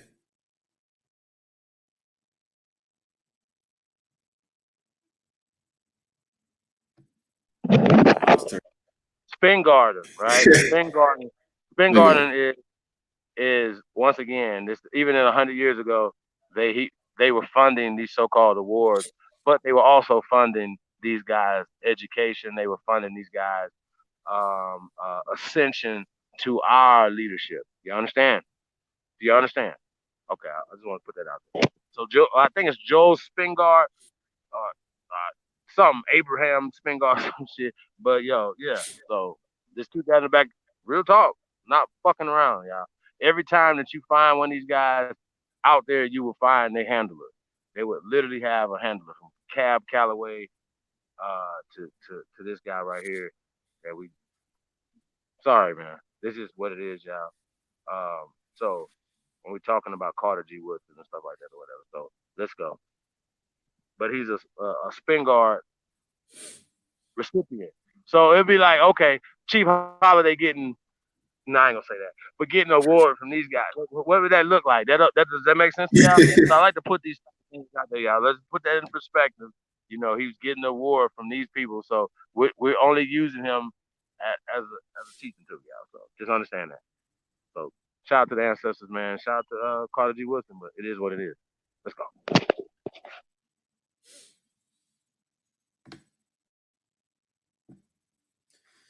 That's right, man. Well, I mean, I've said it before that when it comes to our elders, our teachers of the Grandmaster teachers, they had to do something to get in that position to be documented in history in such a way during a time when supposedly we were not supposed to be documenting history in any way unless it was negative.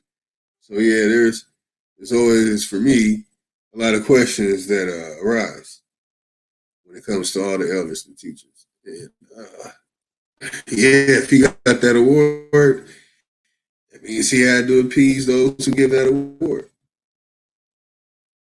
That's how the educational system works. Because I know he knew the educational system. It wasn't someone that just spoke on it, not knowing he knew the educational system.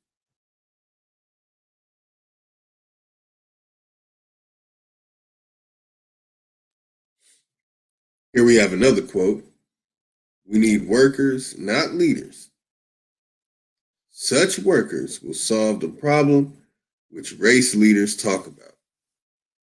That's straight to the point. And profound, of course, that's we all know that. That's it's ridiculous now.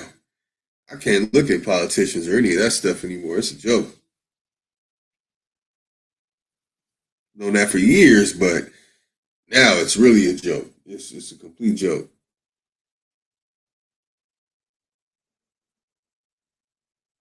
So all right, all right. We're upon another 30. So family will play another song.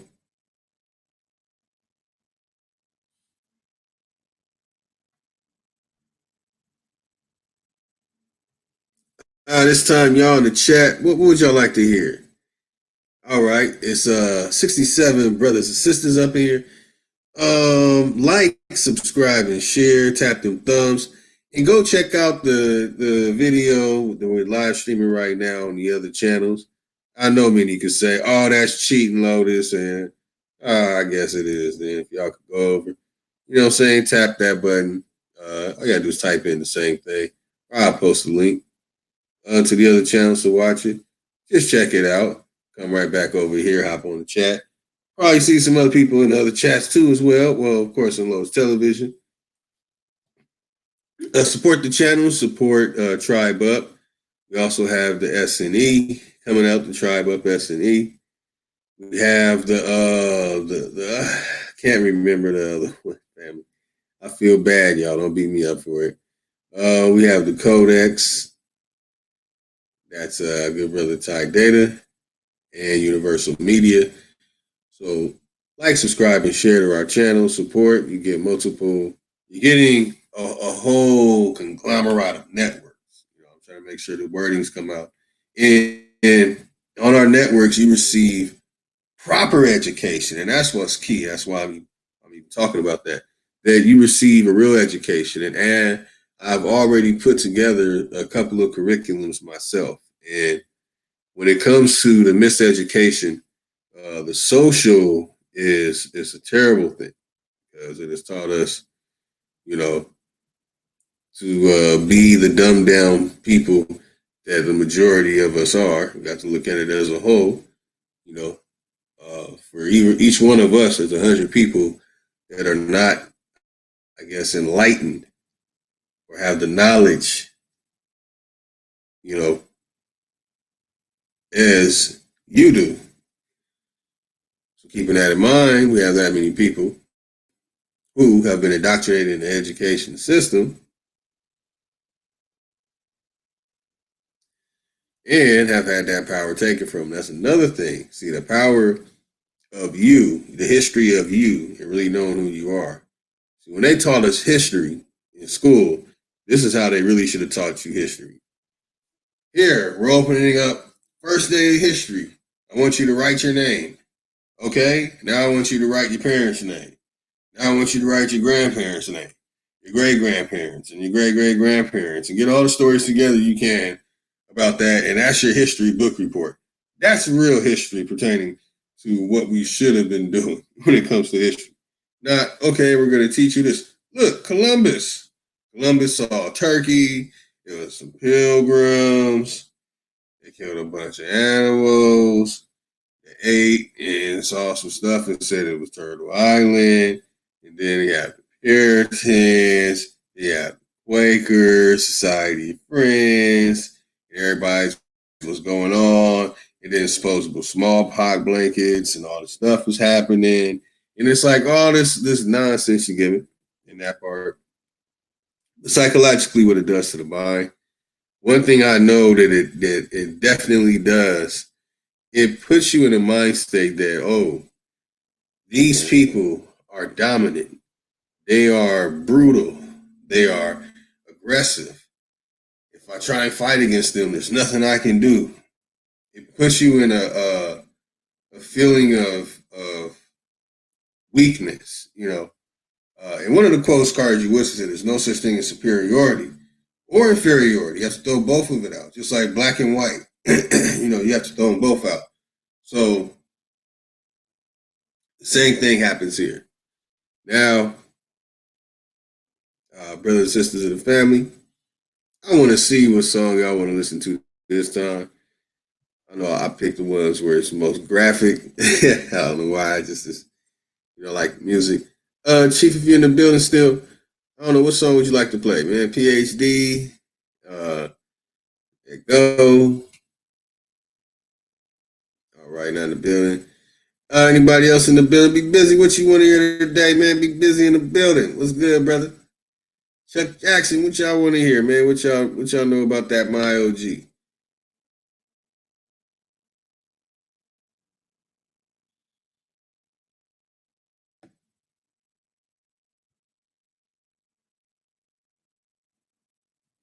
All right, I don't know, chat. Sleep behind. What's going on, y'all?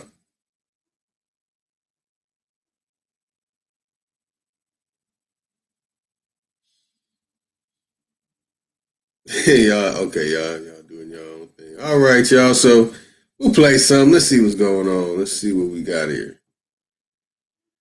See what we got here.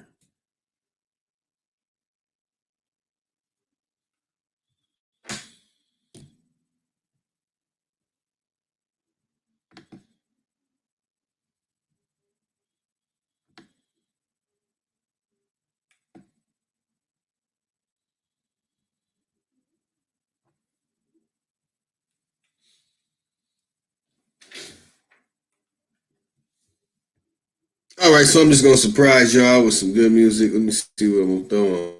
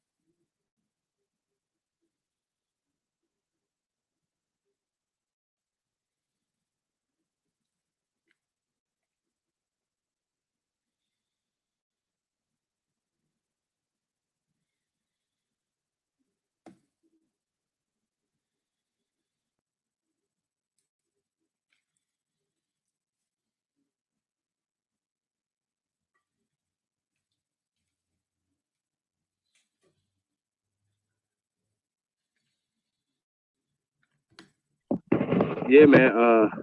Tribe Up, America First, North American tour, 2020 North American tour coming soon, y'all. So be on the lookout for that. Um, yeah, man, real excited, man. Get out on the road, meet meet the family, man, meet the tribe, meet the lineage, meet all the relatives, whatever words y'all want to use, man. Um, you know, that's what we're gonna be doing, y'all. So, and just to see the landscape, man, go see some spots, go visit some mounds, you know, it's gonna be dope.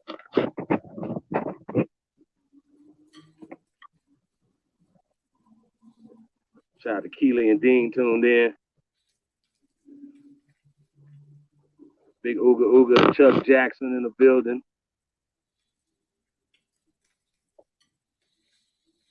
Yeah, man, we're gonna get into this story too. As we get back on the other side of the song. Whenever you're ready, man, just go and play. Just fill it in for the when they come through.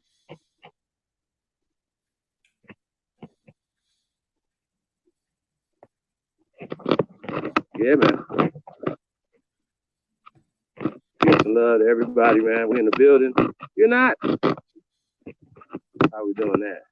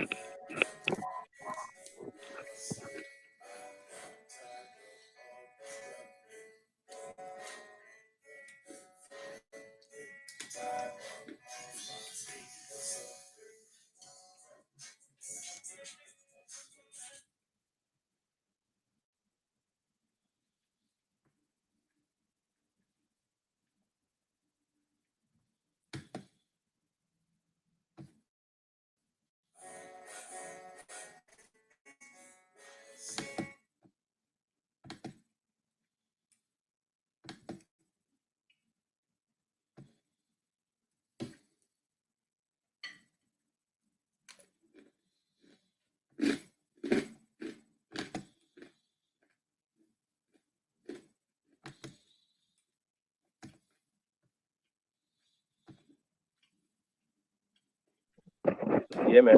Got that PhD.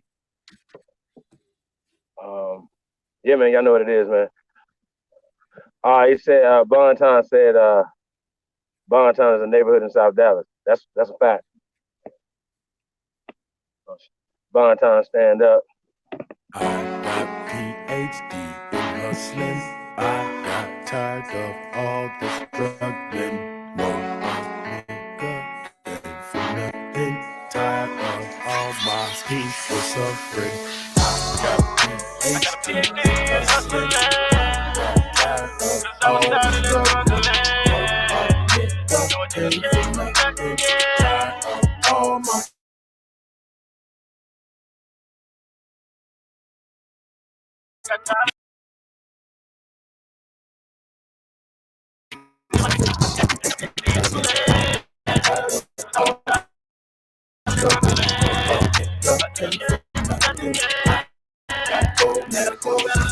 I sold a whole lot of drugs, whole lot of bricks.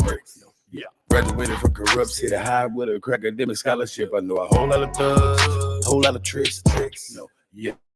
A copper to a bop. I promise I would hit a lot of licks. I know a whole lot of blood, a whole lot of crips. No, yeah. The only color that I see is green. Politics, out of town run, had a lot of trips. Had to triple up and make a lot of flips. I got fell off, made a lot of slips. Nigga telling on me, so I got a deal. Look, I done so cracked in my auntie and back of my granny. My bitch had my crack in the panties. I'ma just hop in the caddy and head to South Dallas and sell some more crack to my daddy. I kept a strap in the caddy. I pull up and park in the back in the alley with Sally. That was way before Google Maps had that button you push when you type in the addy.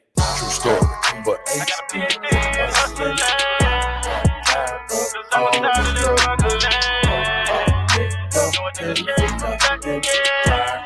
All my time is my yeah. I got a PhD in hustling.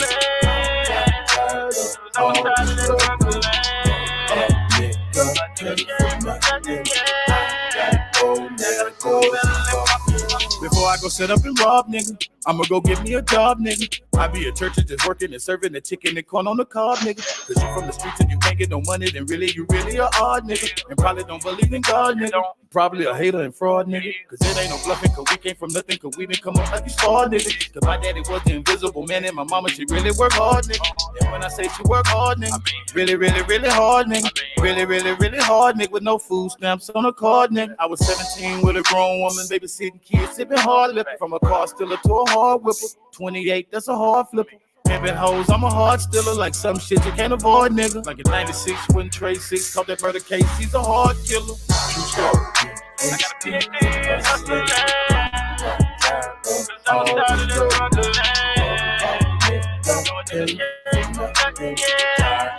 All my time is my yeah. I got a PhD in hustling.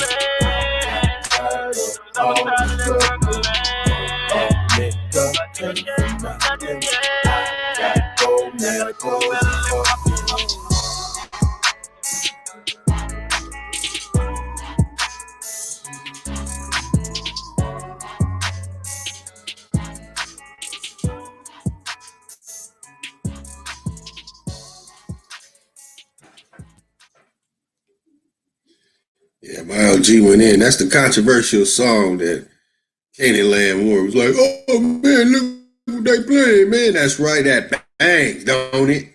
Yeah, that's right. Good music, I know, and it's talking about what it's talking about is what I it mean, is. we're not religious zealots over here, so that doesn't phase us. Um, yeah, Oh, that's a that's right. non-conversation. That's Yeah, crazy. you right. As men and women. Um, and yo, a lot of times, man, a lot of talent has been wasted to that, even to that mindset, man. Just more indoctrination, man. That you have to. Ah, man, I ain't gonna get into that part of it. This ain't even about that. However, the educational system was given to us. The indoctrination started a twofold process through religion, through the church process and stuff like that. So, um, I mean, that's what it is. You know what I'm saying? Shit, you got some people say there's only one book that they even need to read, ever even know of. You know what I'm saying? And that's from their religious perspective. You know what I'm saying? Like I said, you got people like that that's really hardcore zealots. You know what I mean? So salute to them too. But at the end of the day, that's not reality. Reality is not how you want it to be. But which is cool too. People want to be in some Jim Jones type coats and stuff like that or whatever. To each his own. Uh, I'm cool with that too. I believe in freedom. I believe in free thinking motherfuckers. You know what I'm saying? I think of that. You know what I'm saying? And when I think of education, you know what I'm saying? Like you said, the truth is revolutionary. The truth will change social political constructs. And so that's all we do over here is tell the truth. You know what I'm saying? So shout out to everybody, man. That's truth seekers, man, truth tellers. Um, yeah, I just keep telling your truths. That's all we can do. You know what I'm saying? That's all we can say. Honestly. Um, yeah, man. This is what we got right now, y'all. You know what I'm saying? We're dealing with this educational system mixed with the social political constructing that they're doing. You know what I'm saying? This is the real thing is really happening in real time. And the only way to stop it is to shed some light on it. You know what I'm saying? So that's what we're gonna do right now. Shed a little light on these type of things that's going on in America, yeah. And once again, it's about miseducation, the miseducation of the first American child. You know what I'm saying? So that's what we're dealing with, man. All hands on deck when it comes to this children, man, and the abuse of our children. And like I said, abuse of any children is wrong, period. And so that's what we're dealing with, just abuse. So we don't like the color thing, you know what I mean? But once again, that's a part of the social political construct. That's also a part of their strategy is to keep you complaining about coming through the back door like Carter G. Woodson was talking about. Or why isn't there a back door for you? Because you don't even expect to come to the front door, if y'all understand the analogy. You know what I'm saying? So fuck the black white paradigm. We destroying that. That has no merit over here. This is an American thing. So when we're talking about the miseducation of the first American child, but it's every American child. You know what I'm saying? Is being indoctrinated to this, and it hurts everybody. So this is what it's about, man. Telling the truth, y'all. So that's what we're doing, y'all. We're gonna keep telling the truth. So tune into the greatest of all time. Lotus, what it do, man? You got something else before we get into this article, brother? I don't know, man. I'm looking forward to getting into this article. I'm ready. You got it? Shelton Public School. Yep. Yep. Go ahead. I'm gonna let you go ahead. There's a little video on there too, but you can. I don't know if you want to read it first, or, whatever. Do you think? For sure.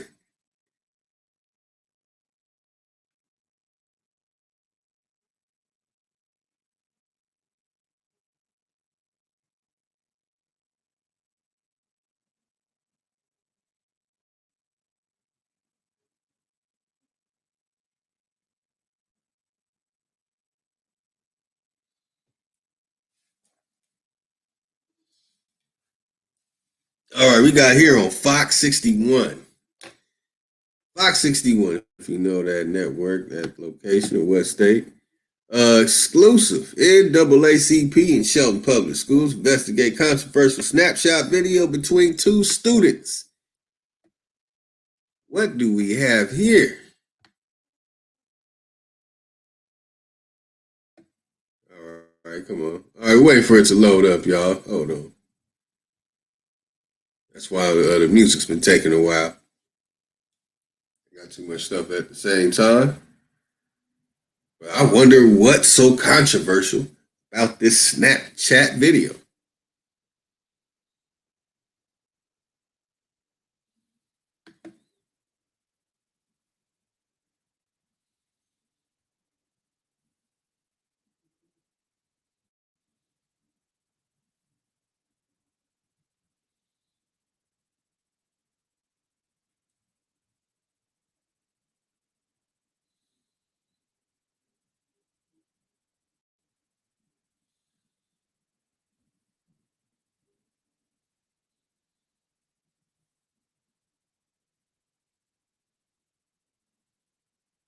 All right, the page should be loaded by now. Let's see what we have here. What do we have here?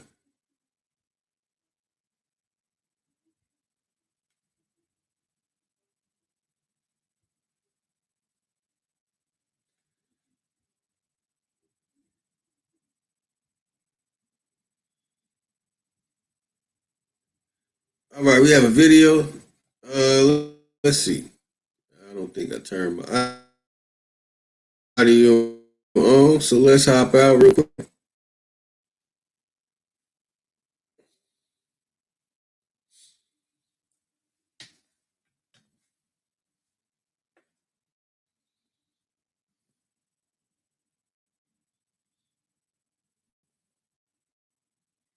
All right, we're gonna play this video. We're gonna see what was going on here. And I'm shocked to see that the NAACP is involved. It strikes me.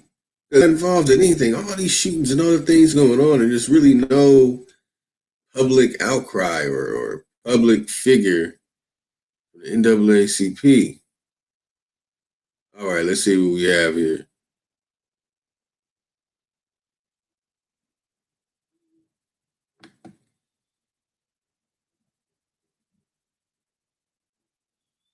Brent, this Snapchat video shows a white student rapping the lyrics to the song, saying the N word.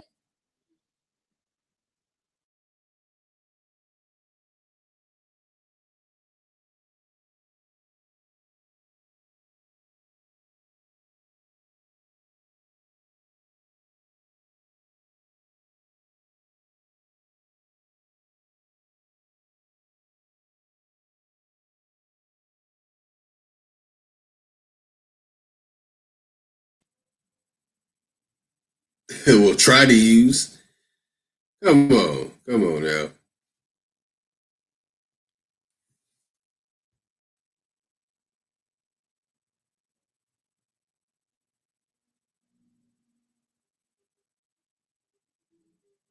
And now members with the NAACP are reacting, saying,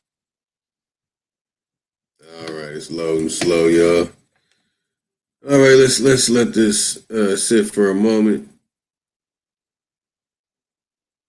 See what the transcript has to say.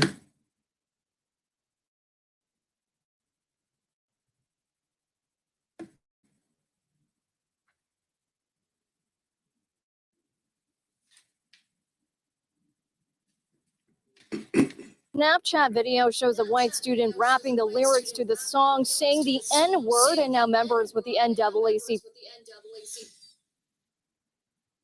All right, this is skipping too much, y'all. So we're gonna have to read it. All right, are reacting, saying it all is right, come on, let me unacceptable. pause. This is not the first, this is not the second, this is not the third incident. Greg Johnson with the NAACP.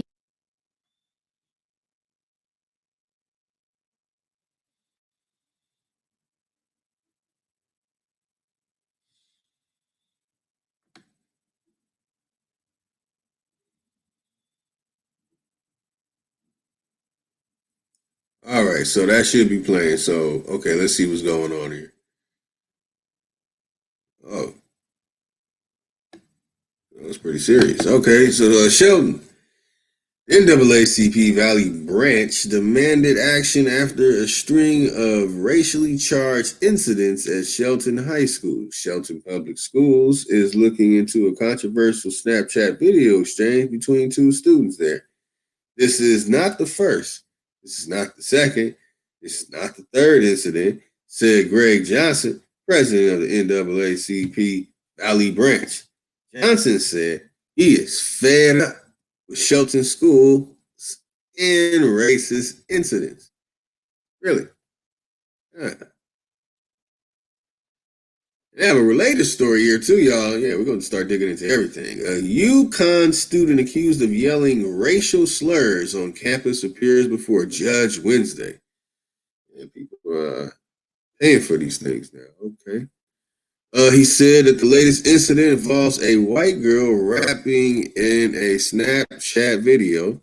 Fox 61 cannot release the video because of her age, but she eventually said the N word. Kaylin Jernigan, 15, of Sheldon said the girl has been bullying her in the school and on social media and sent her the video on Snapchat with the intentions to offend her. Everyone knows where the word comes from. I feel like that just made me so mad because I'm the only African American girl.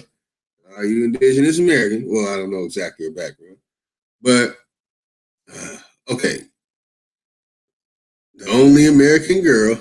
I know she said African American girl, so we'll let that go. It goes to this majority white school, said Jernigan. She has been threatening to fight me, harm me, and I honestly feel so unsafe in this school. And I've told them they simply just told me to ignore it. The two argued on Snapchat. Jernigan's mother said she brought this to the attention of the superintendent, angry that her daughter is the one being asked to apologize for what she said to the girl. Jernigan, however, argued she was defending herself. In another related story, which that another incident has NAACP focused on same Shelton school as last month. So this is something that's consistent. I feel helpless as her mom. Like, what can I do to protect my child from racism, from her having to go through this? Said Jernigan's mother, Mary Jackson. Shelton Superintendent Christopher Cloyette said that the video is worrisome, but added he needs to determine if singing a song is considered racist. I have to say that in my Dave Chappelle voice. Are you serious? Hold on. Hold on. Are you serious? The video is worrisome, but added he needs to determine if singing a song is considered racist. If not certain that singing the words to a song is necessarily overly racist, I'm not quite sure it qualifies as hate speech. But I have to find out more about the intention and that I don't know yet, said Cloyette. Boy, trying to cover tracks. This is consistently happening at the school. He's racist. When asked if Jernigan is being asked to apologize, Cloyette responded. Before we get into that, there's a related video of action, prompt action at UConn. Wow, racist video. So this is just well, I mean, it's always been continuous. So I don't know, man. You hearing this? You with me, Chief? Hell yeah, I'm hearing it. I got you though. Let's keep going. All right, at this point, we have made no request for anything like that. What are we looking at doing is having a mediation meet, which means the two girls with adults present working it through at a Cloyette. Then AACP Valley Branch rallied outside of Shelton Intermediate School in September over a string of blackface incidents across the state, including another Shelton student on Snapchat. In October, an intermediate school student, hold on, was accused of spitting on a person. Ah, damn, hold on, yo. Spitting on a person during a trip to the Smithsonian African American History and Culture Museum in Washington, D.C. Johnson demanded Shelton's educators to step up to address the wrong. It starts at home. What happens at home happens in the school, in the hallways of the school. So it's up to our educators, it's up to our parents to take control of the situation because it's totally inappropriate. It's totally not respectful for people of color. Superintendent Cloyer said he is also constantly conducting bias training with students so there is an open dialogue about sensitive topics like these. How could it be that when it's only one black, one uh, colored, aboriginal, indigenous? Is that it? Yeah, that's it, fam. Wow. Yeah, we gotta play the video so they can see the visuals. Yeah, yeah, that's what I'm saying. I need this video to play right.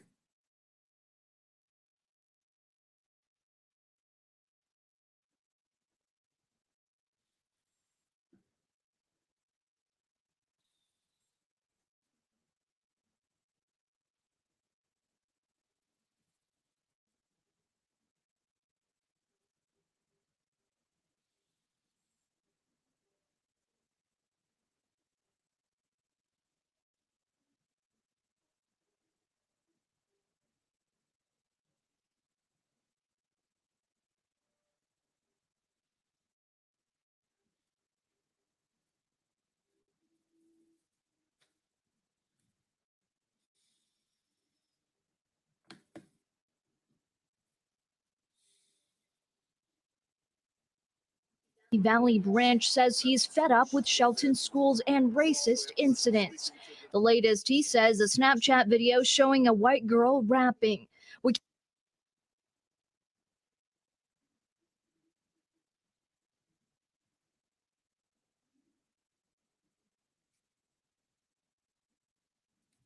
Man, they're not trying to let this video play.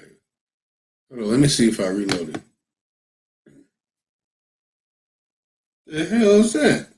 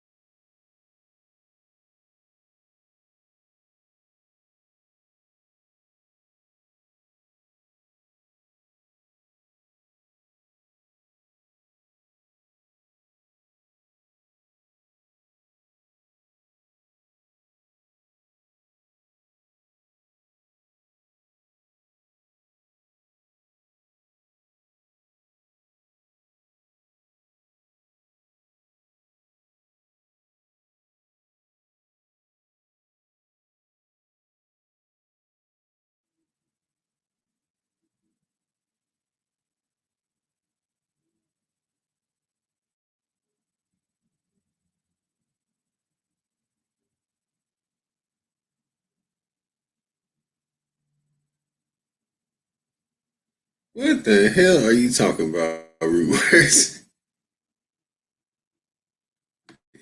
Why? Yeah, it's all bad. Yeah, this thing's loading up, man. I gotta go out and come back in. I would, say the family need to see this. I can give it one more try, man. I gotta restart the top. We're gonna work it out. Don't trip.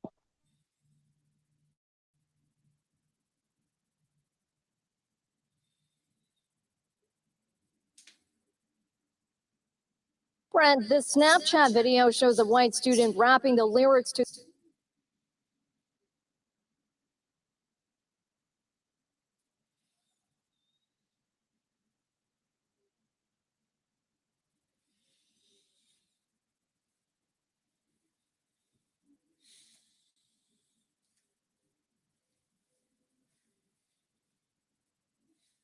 Oh man, yeah, I gotta restart.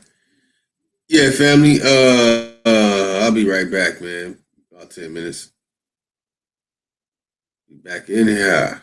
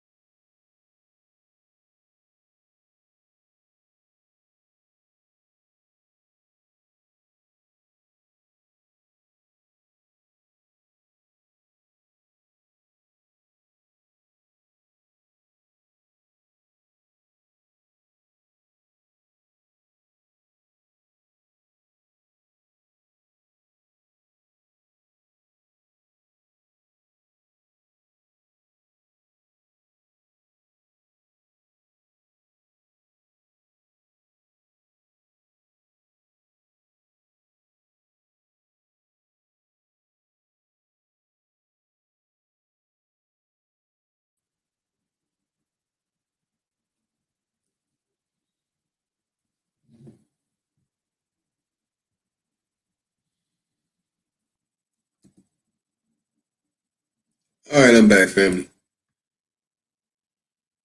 Okay, let's see if I can pull up what we had going and get it to play.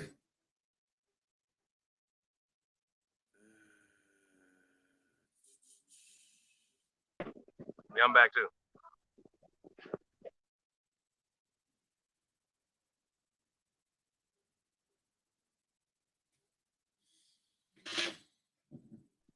Yeah, man, we got some updates, y'all.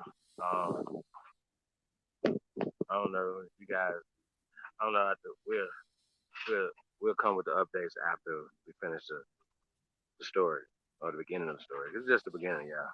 It's a lot to Right. talk about. Um, really exciting.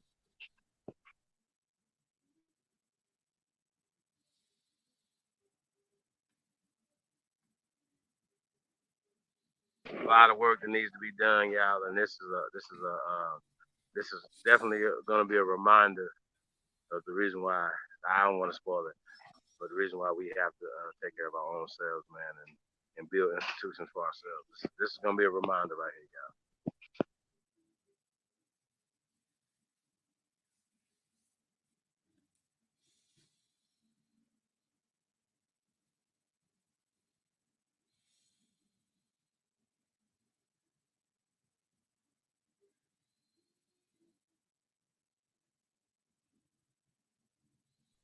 And also, we have our media, so we don't, we can give it to you raw and uncut. We don't have to censor anything and put out the talking points that that we want to put out. We can give it to you live and direct. So that's what we're gonna do tonight, y'all.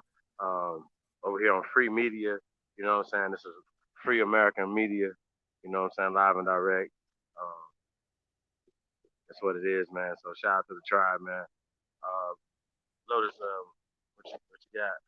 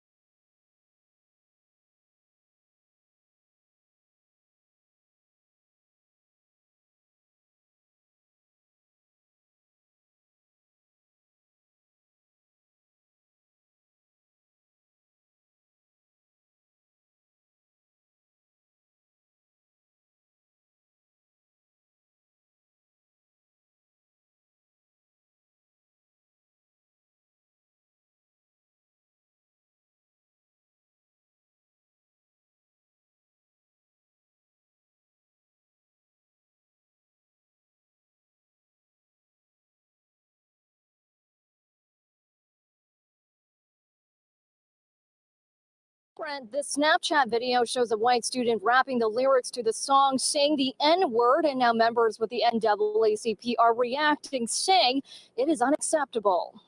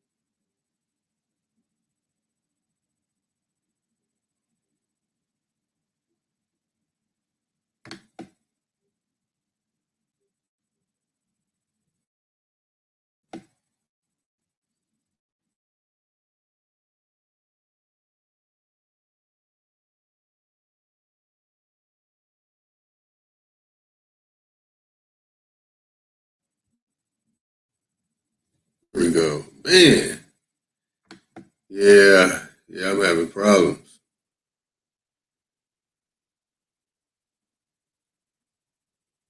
All right, I got you in. Red Chic Holiday. Man, I'm having problems with that video. That thing's jamming everything up.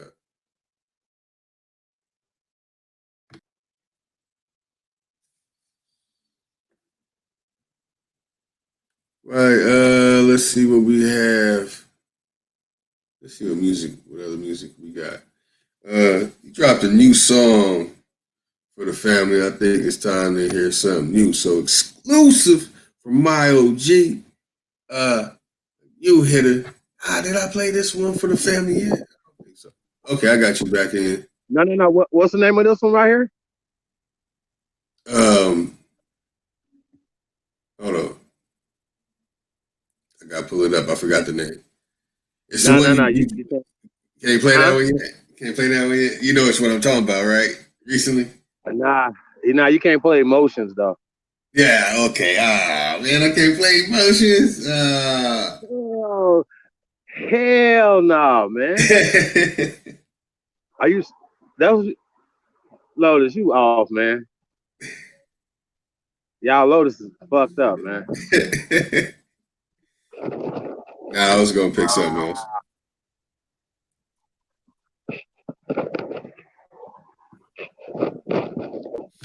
Be busy.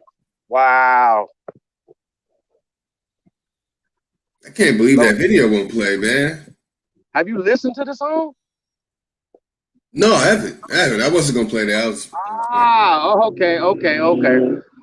Yeah. No. That was no. You need to, yeah. Content Yeah, extremely explicit. Yeah, man. Nah, yeah, just stay on go, man. Let's just go to that one. Wow. That's some other songs you sent. About to play Emotions.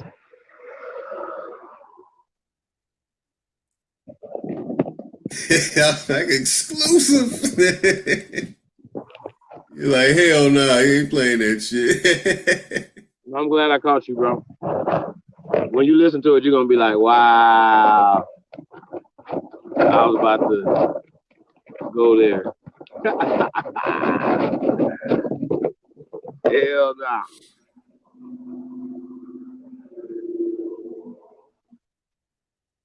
What's this Beat Nerds?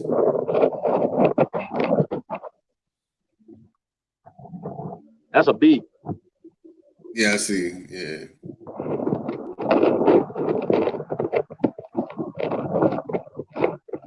For that commercial.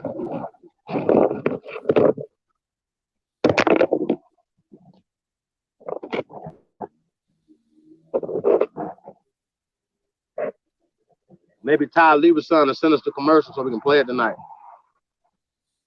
Yeah, Libra son, I know you in there listening, man. Send us the commercial.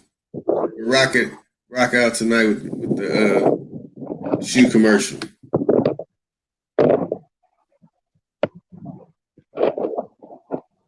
Yeah, man. I gotta go back. I need to start deleting some of my messages. I'm gonna have to go back. It's Jazzy Tuck. Oh, I know. She said I have to go all the way back and pull it up. All right. I got it. Oh no, that's Go Harder. That's the video. Yeah, it's Stay On Go with Jazzy Tuck. Featuring Jazzy Tuck.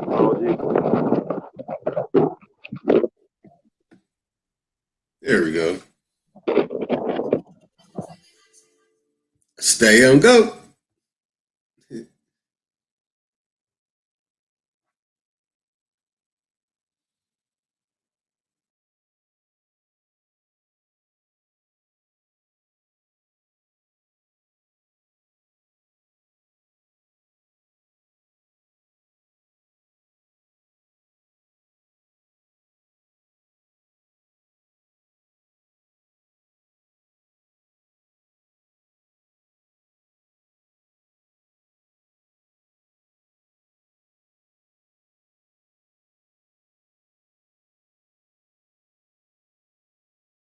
He pressed the track like hot shit.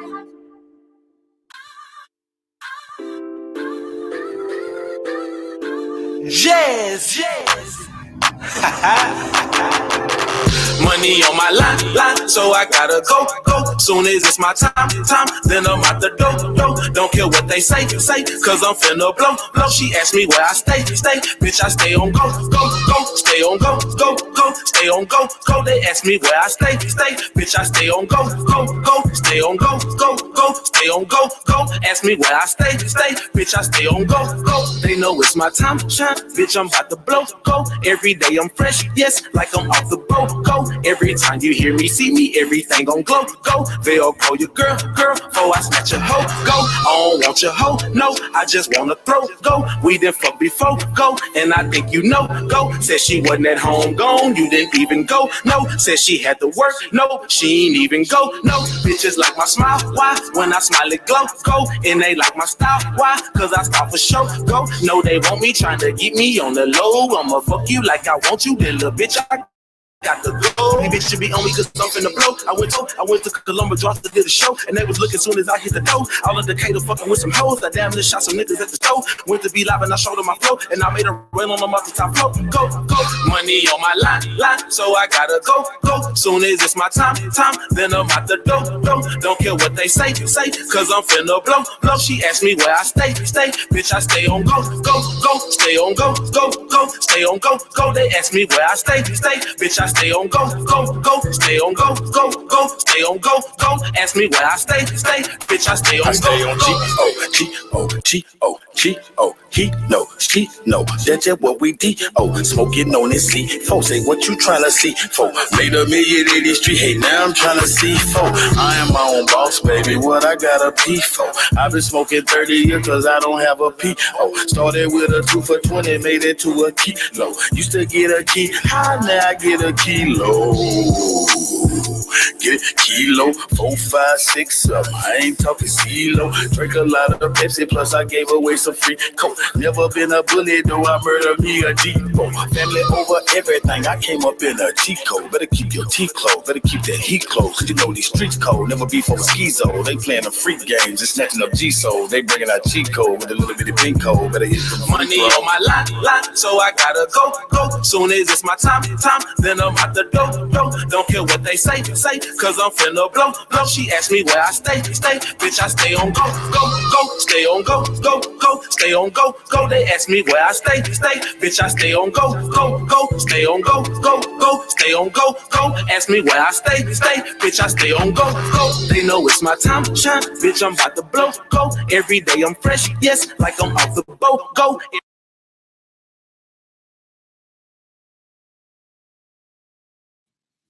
Stay on go, go. Yeah, man. Unfortunately, this video will not play. I don't know why it will not play. Still trying to pull it up some way, somehow. Chief, you back with us? Y'all, that was my OG. Stay on go.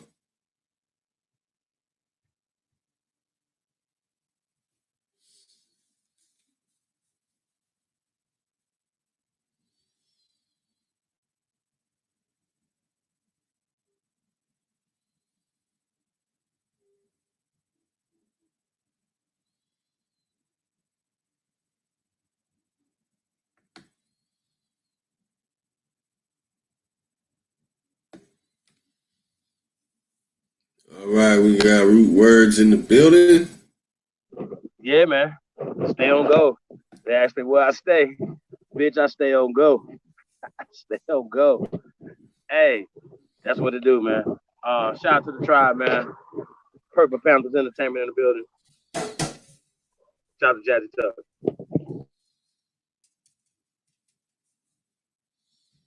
That's right, fam. Oh man, couldn't play that video. I wonder if they got it on YouTube. See if I can play it like that.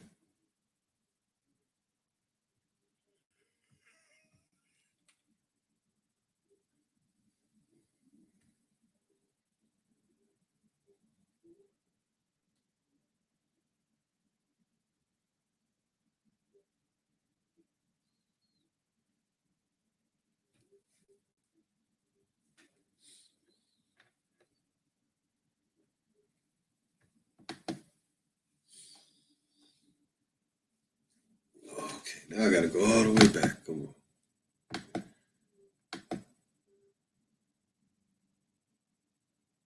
There we go.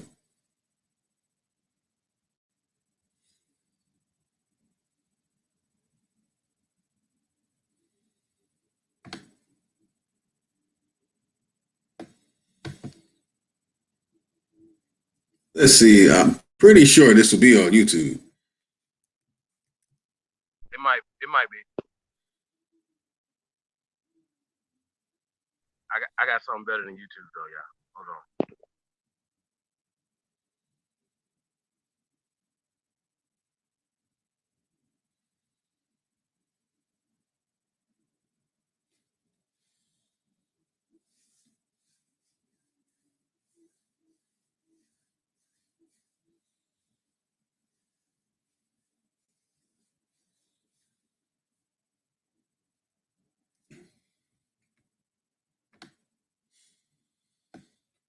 Seti live over there looking like a fried chicken nugget.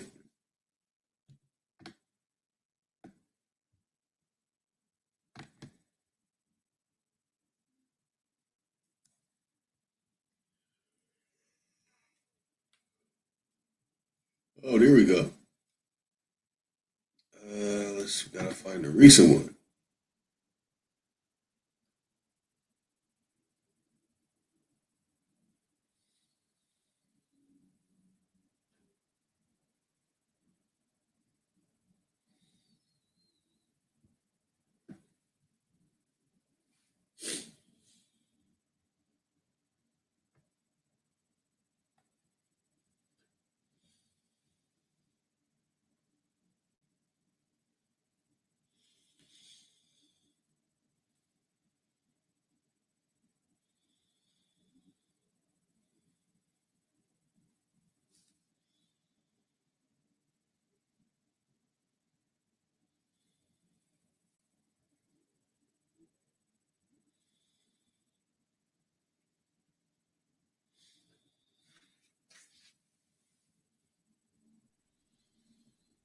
Okay, you got that?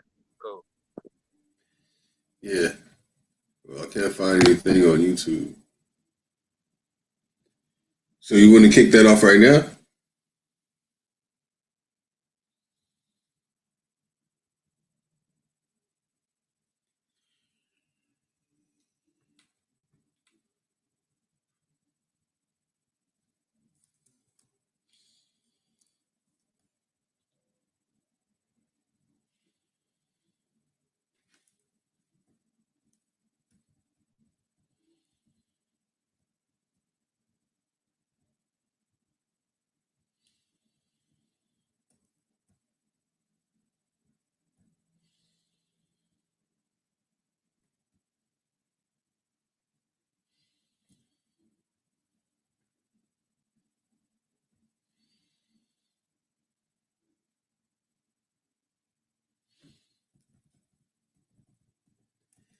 Nothing on YouTube. I'm shocked.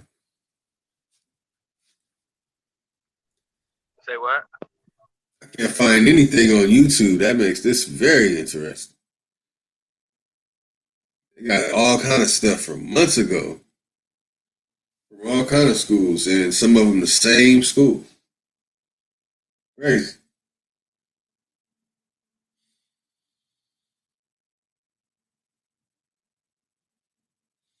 Yeah, but you want to do the you said the interview right now?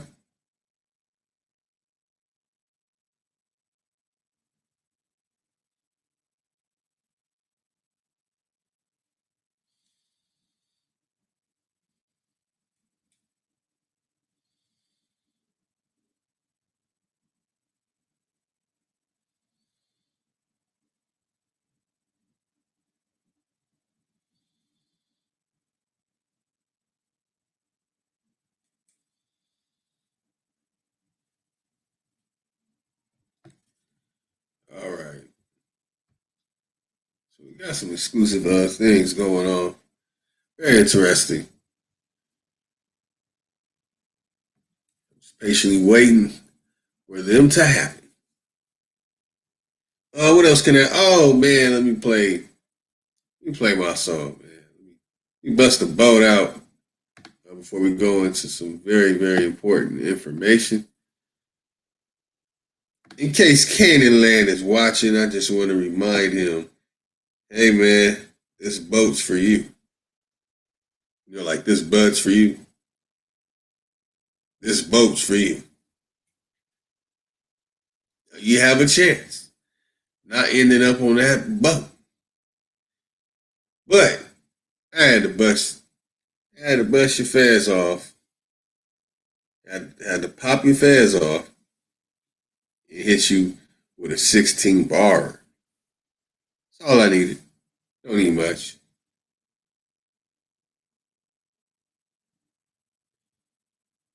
All right, now let me find my own music. Yeah.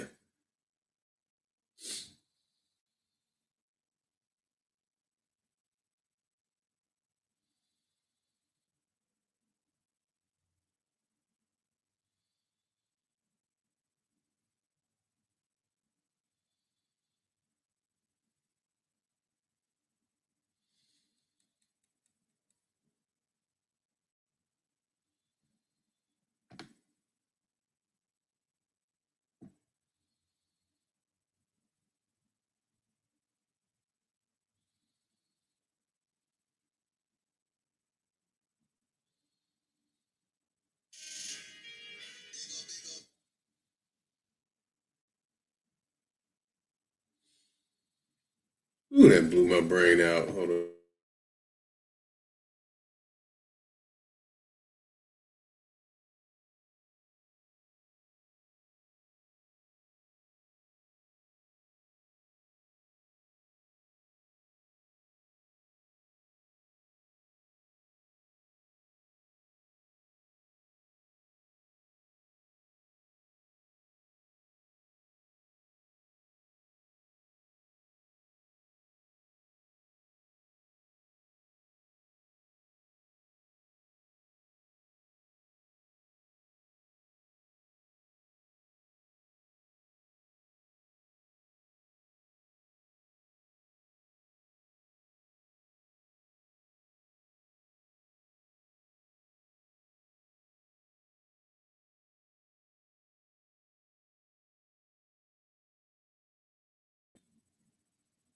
Hold on, y'all. Gotta pull up the right one.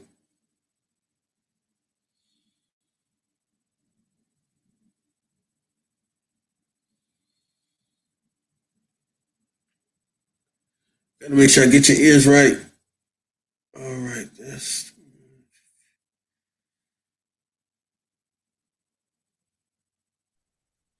Anybody backstage?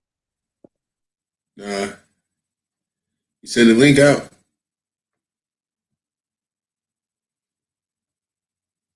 I haven't sent Yes, the sir. link out.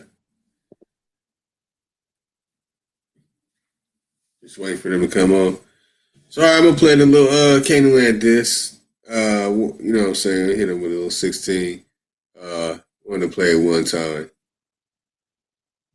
for the family real quick. Hold on.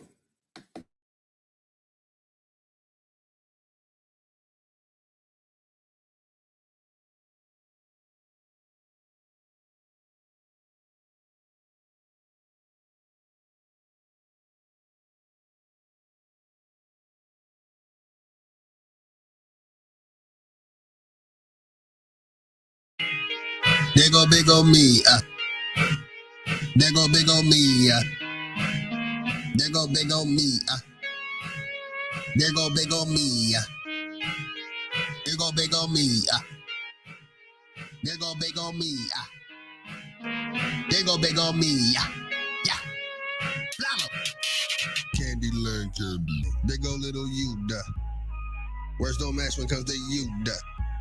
I call your fence another poop hole. You drink water off a man foot, bro. You gon' get the blues, bruh. Lotus TV be the news, bruh. I live my life cordless to the fullest. No strings attached like a bullet. It's scalping season, curtain pull it. Show is over, yo, bake clueless. Pardon, I lay zero. I need all mines, be no hero. I see landmines, see dead people. Wild, wild west blow off your tinko. And when you piss, they call you sprinkle. Not polite, fuck off your aura. Acting like Dora the Explorer, but looking like manure. Talk about your travels, yeah, the sewer. That shit garbage down the toilet. Think a kidnapping, call it goat sleeping. Fake awakening, I see them folks creeping. I hear them boats creeping. Get your ass on, piece of treaty speaking.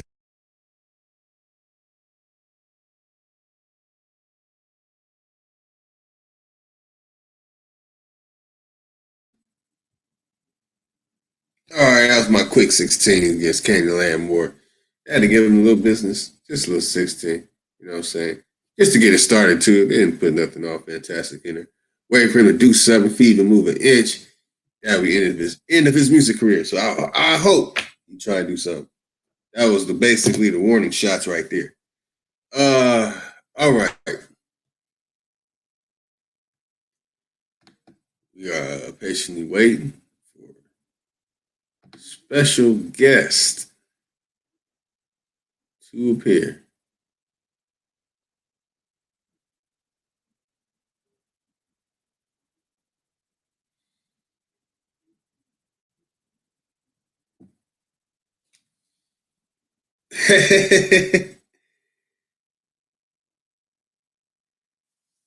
All right.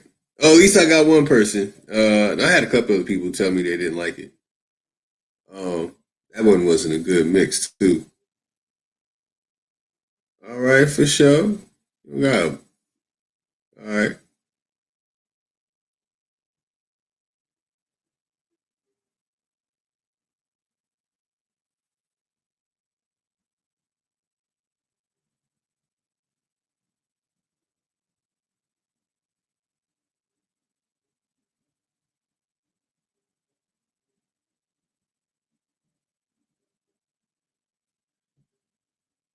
All right.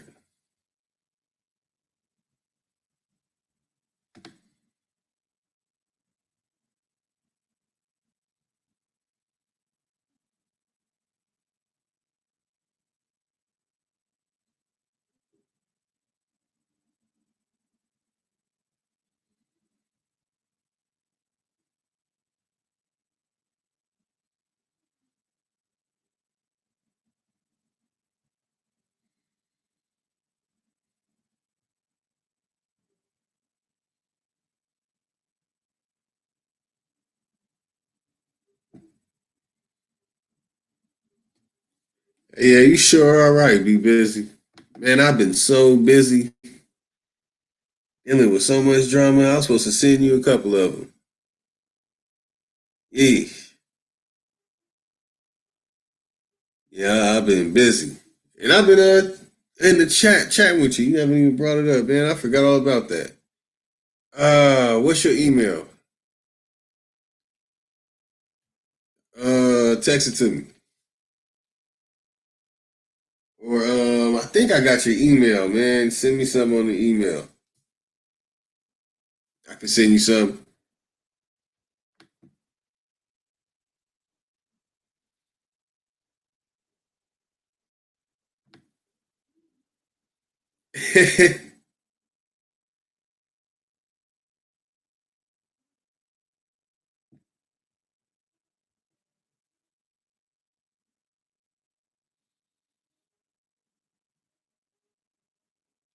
Yeah, y'all wild in the chat.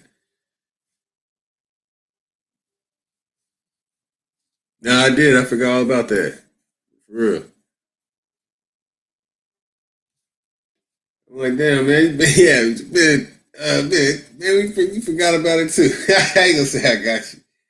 Okay. Yeah, see, I don't remember having that email.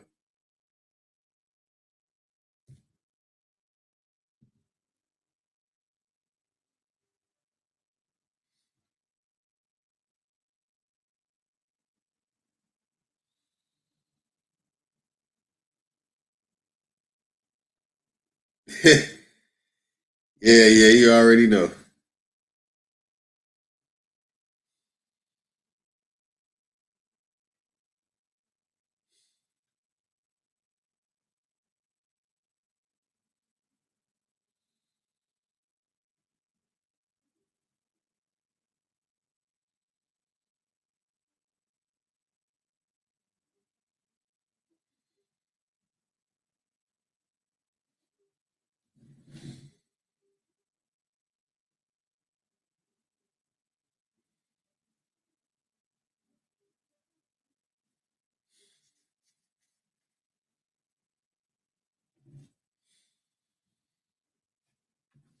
All right, let me put you in.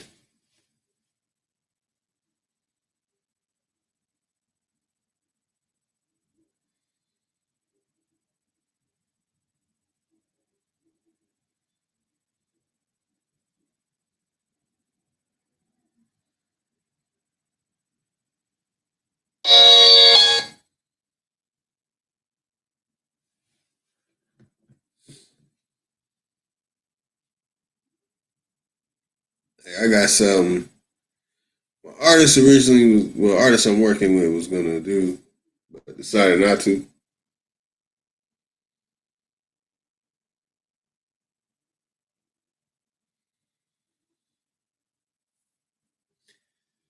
Yeah, I appreciate that, family. Uh, I got one naysayer on the music. Can you share what was it that you didn't like about the song? Uh, Juwan Hughes. He said, "Boo!" It's like whack. All right, what was so whack? Was my lyrics are too corny. Oh man. Uh, how you funny, Sister Betty?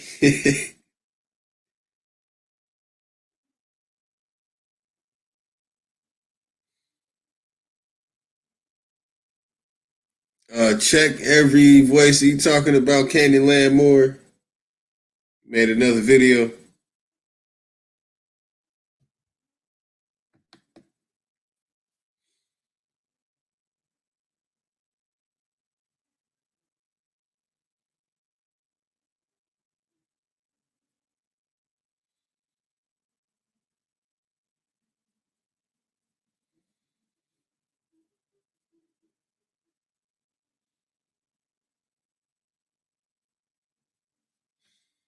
right, I'm sending you a slapper too.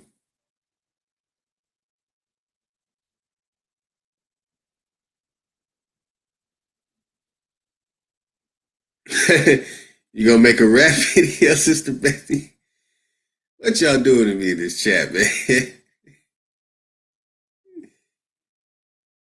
uh Man, if you don't get out of here before I make a rap diss about you, Juwan Hughes.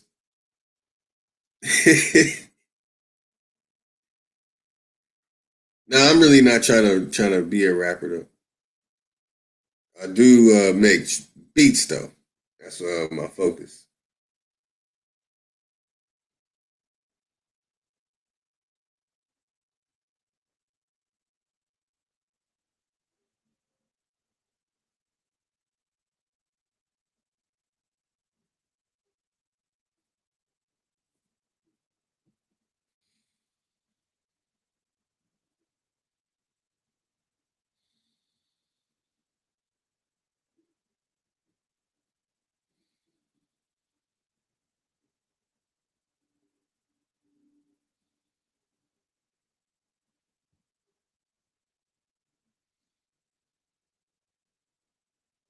All right, all right. I'm sending something to you right now.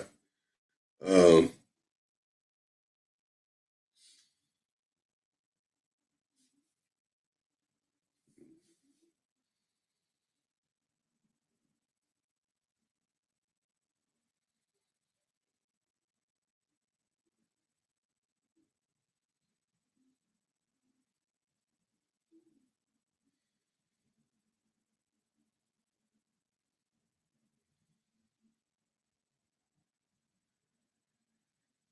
all right, y'all, bear with me, man. I'm sending something to.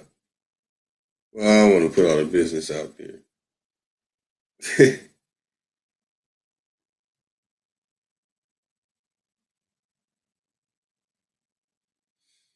We're gonna make some music and we're gonna send it to Juwan. We need Juwan's approval. Make sure it sounds good. I like to hear people who don't like my music have to say about when I did music, back in the day.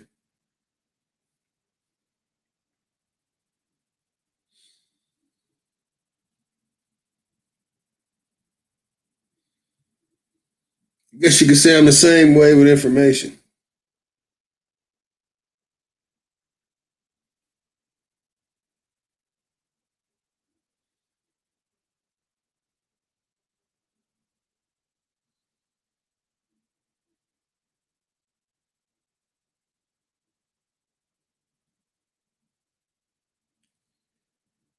All right, all right. I sent it to both emails. That's just one. All right, y'all. We still waiting to find out what's going on. Let me see.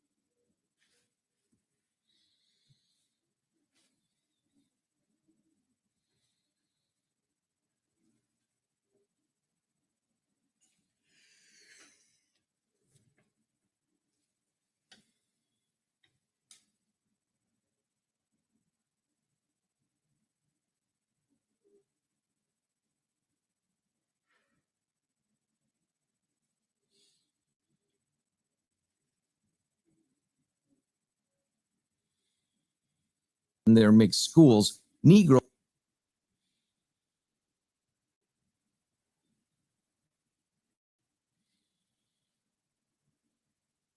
So we wait for Chief. Let's get some Cardi Woodson going. All right, I got two of them. Hold on.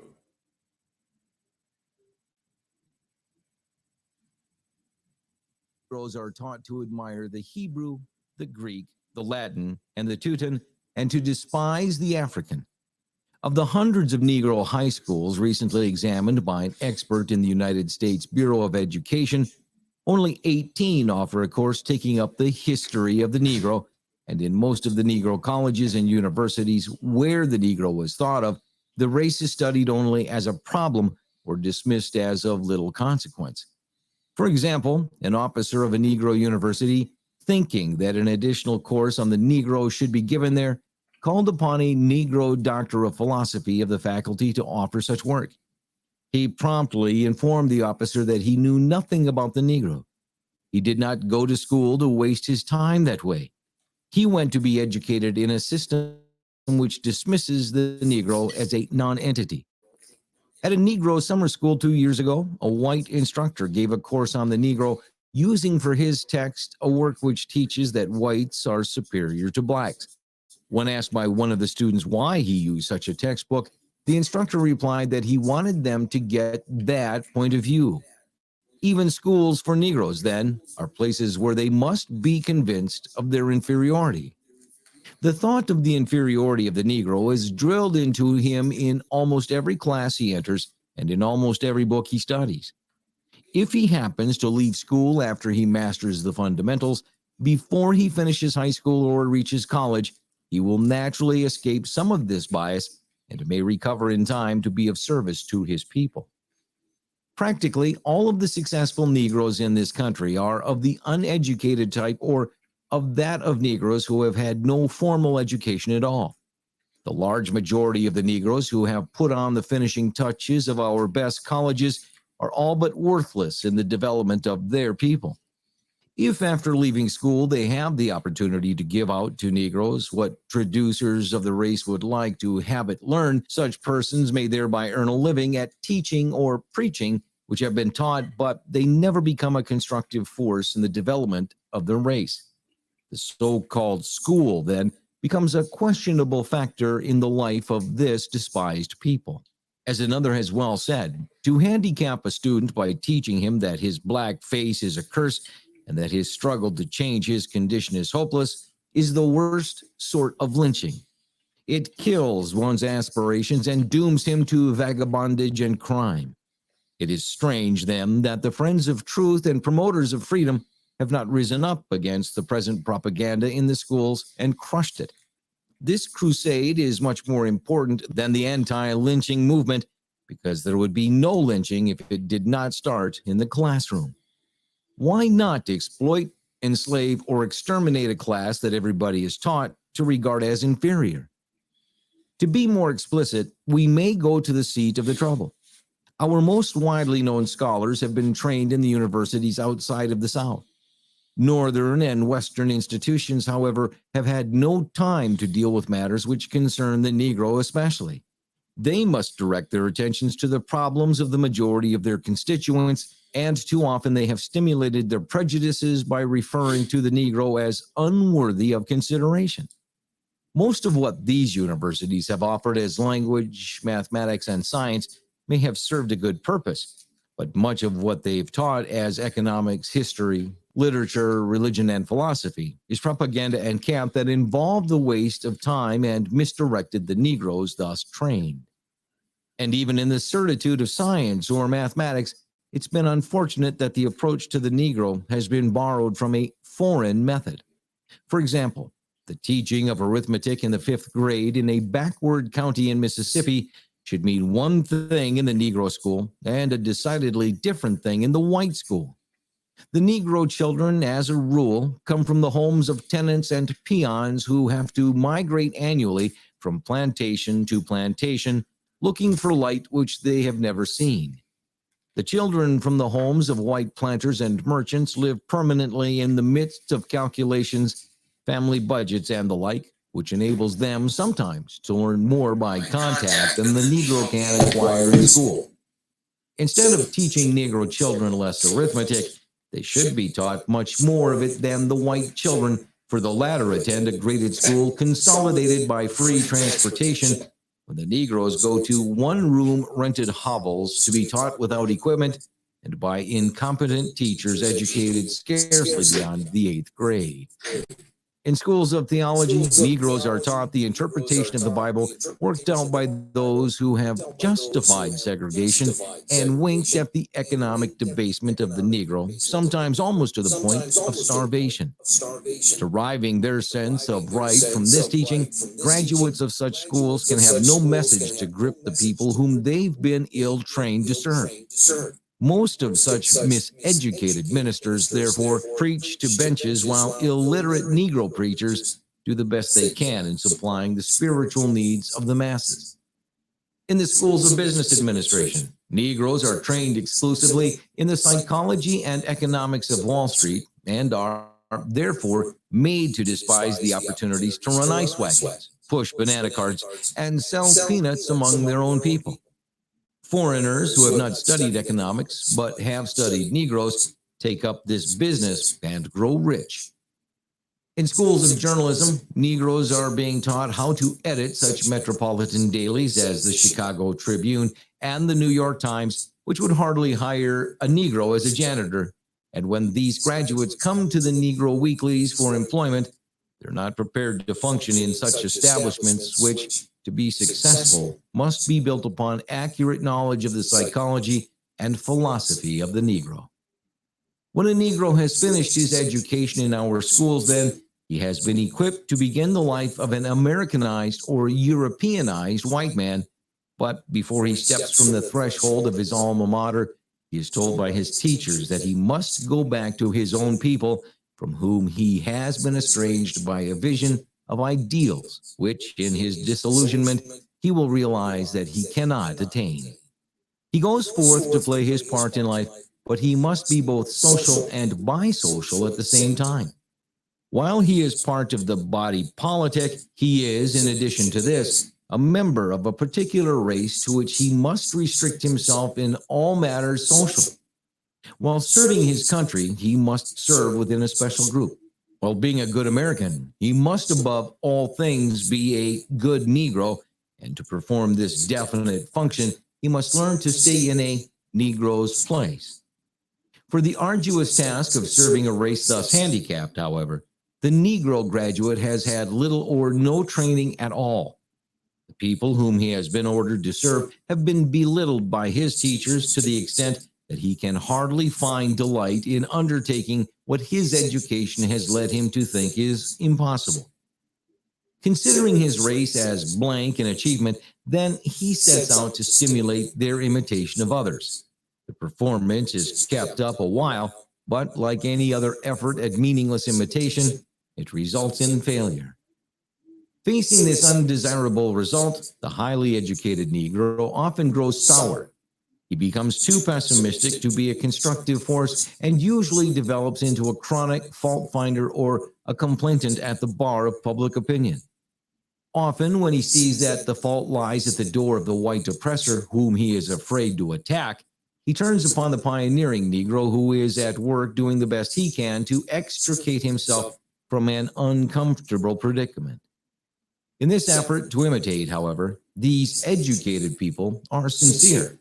They hope to make the Negro conform quickly to the standard of the whites and thus remove the pretext for the barriers between the races. They don't realize, however, that even if the Negroes do successfully imitate the whites, nothing new has thereby been accomplished. You simply have a larger number of people doing what others have been doing. The unusual gifts of the race have not thereby been developed, and an unwilling world, therefore, continues to wonder what the Negro is good for. These educated people, however, decry any such thing as race consciousness, and in some respects, they are right. They do not like to hear such expressions as Negro literature, Negro poetry, African art, or thinking black, and, roughly speaking, we must concede that such things do not exist. These things did not figure in the courses which they pursued in school, and why should they? Aren't we all Americans? Then whatever is American is as much the heritage of the Negro as of any other group in this country.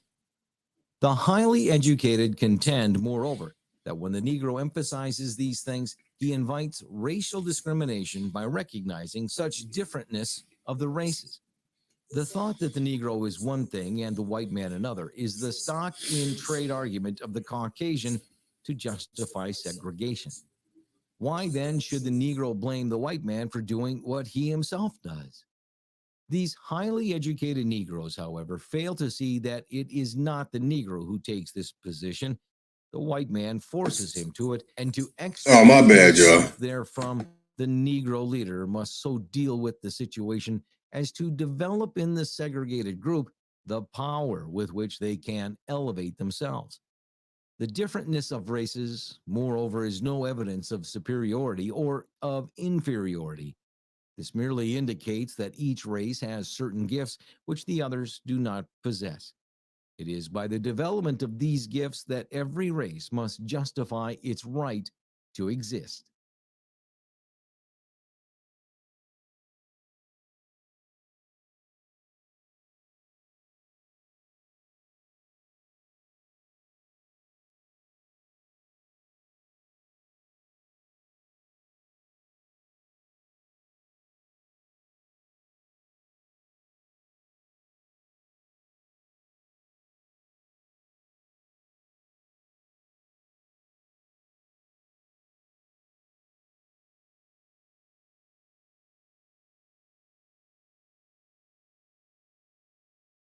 Google Fi. A phone plan by Google. If this nature lover made a phone plan, it would work on his current phone. Oh, wait. No. Or his new one. Old phone or new. Either works with a little help from Google Fi.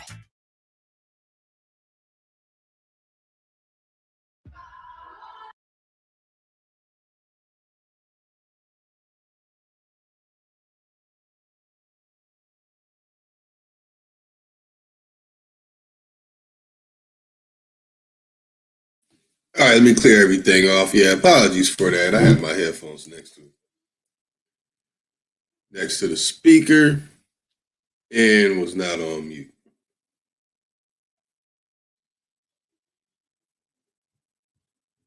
Kind of spoiled the moment. Let's see if I can redeem by finding another one of these videos as we wait for an exclusive conversation. Let's see if we can pull it back up.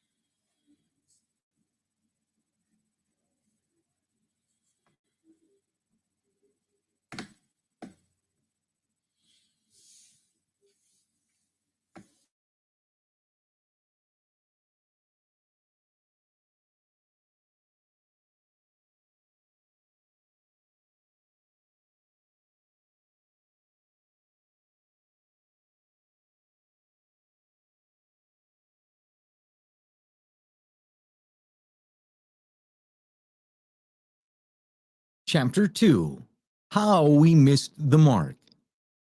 How we have arrived at the present state of affairs can be understood only by studying the forces effective in the development of Negro education, since it was systematically undertaken immediately after emancipation.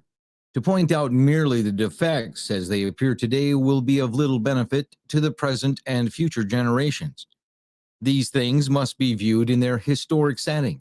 The conditions of today have been determined by what has taken place in the past, and in a careful study of this history, we may see more clearly that the Greek theater of events in which the Negro has played a part. We may understand better what his role has been and how well he has functioned in it. The idea of educating the Negroes after the Civil War was largely a prompting of philanthropy. Their white neighbors failed to assume this responsibility. These black people have been liberated as a result of sectional conflict out of which their former owners had emerged as victims. From this class, then, the freedmen could not expect much sympathy or cooperation in the effort to prepare themselves to figure as citizens of a modern republic. From functionaries of the United States government itself, and from those who participated in the conquest of the secessionists early, came the plan of teaching these freedmen the simple duties of life as worked out by the Freedmen's Bureau and philanthropic agencies. When systemized, this effort became a program for the organization of churches and schools and the direction of them along lines which had been considered most conducive to the progress of people otherwise circumstanced. Here and there, some variation was made in this program in view of the fact that the status of the freedmen in no way paralleled that of their friends and teachers, but such thought was not general. When the Negroes in some way would learn to perform the duties which other elements of the population had prepared themselves to discharge, They would be duly qualified, it was believed, to function as citizens of the country. Inasmuch as most Negroes lived in the agricultural South, moreover, and only a few of them at first acquired small farms, there was little in their life which any one of thought could not have easily understood. The poverty which afflicted them for a generation after emancipation held them down to the lowest order of society, nominally free but economically enslaved. The participation of the freedmen in government for a few years during the period known as the Reconstruction had little bearing on their situation, except that they did join with the uneducated poor whites in bringing about certain much desired social reforms, especially in giving the South its first plan of democratic education and providing for a school system at public expense. Neither this inadequately supported school system nor the struggling higher institutions of a classical order established about the same time, however, connected the Negroes very closely with life as it was. These institutions were concerned rather with life as they hoped to make it. When the Negro found himself deprived of influence in politics, therefore, and at the same time unprepared to participate in the higher functions in the industrial development which this country began to undergo, it soon became evident to him that he was losing ground in the basic things of life. He was spending his time studying about things which had been or might be, but he was learning little to help him to do better the tasks at hand. Since the Negroes believed that the causes of this untoward condition lay without the race, migration was attempted and emigration to Africa was again urged. At this psychological moment came the wave of industrial education which swept the country by storm.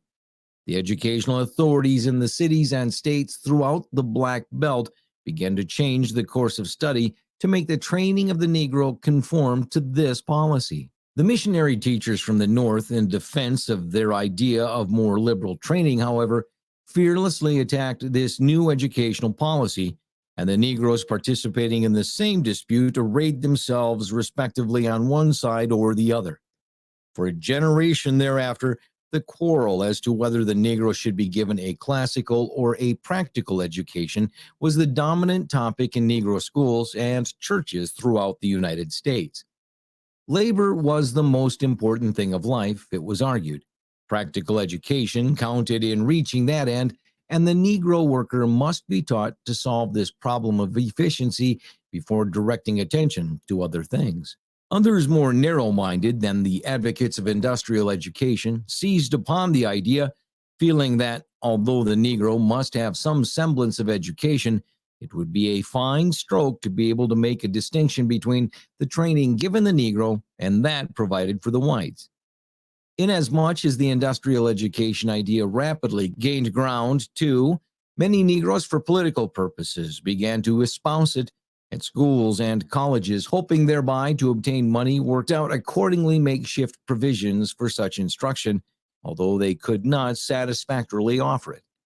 A few real industrial schools actually equipped themselves for this work and turned out a number of graduates with such preparation.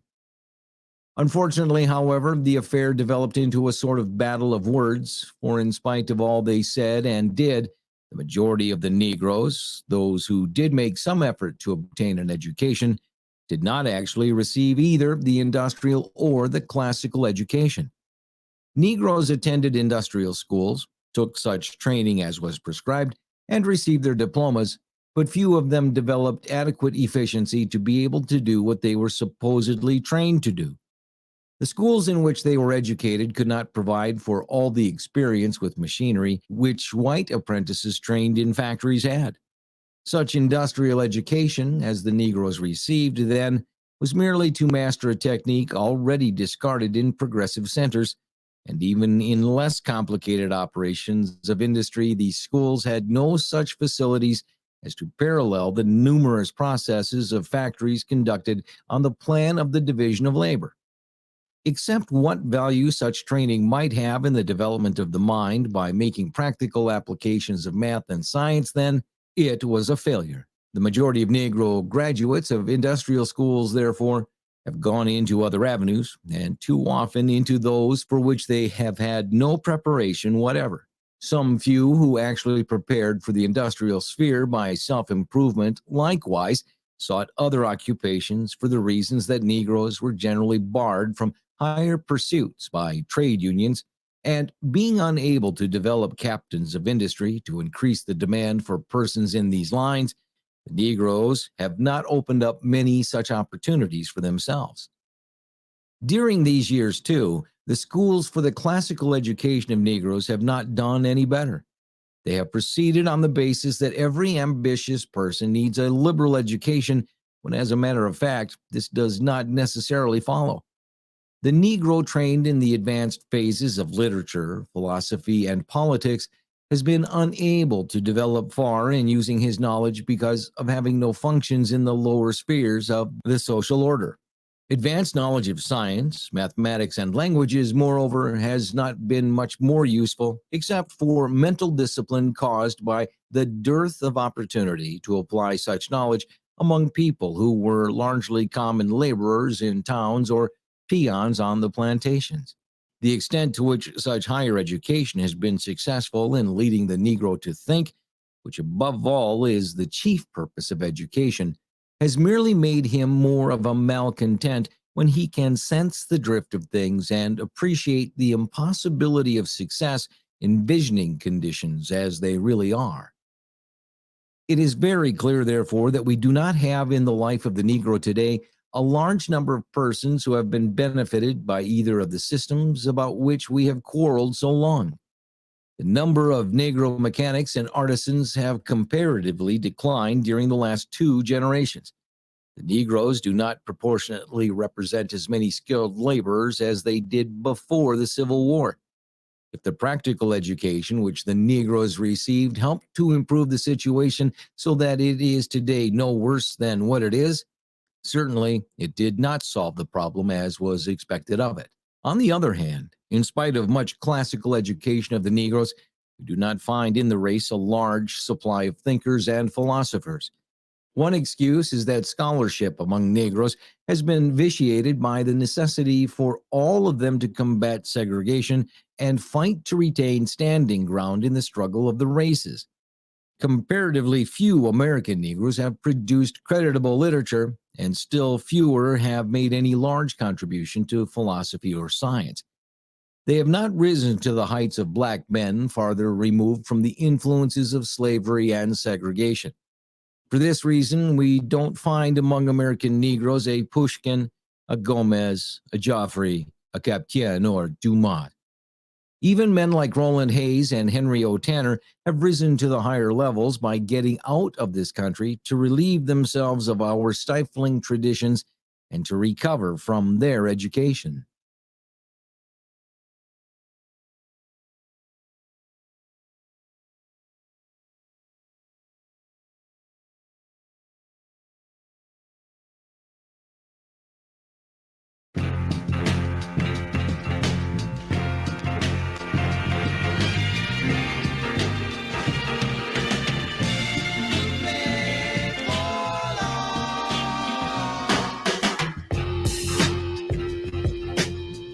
Carter G. Woodson.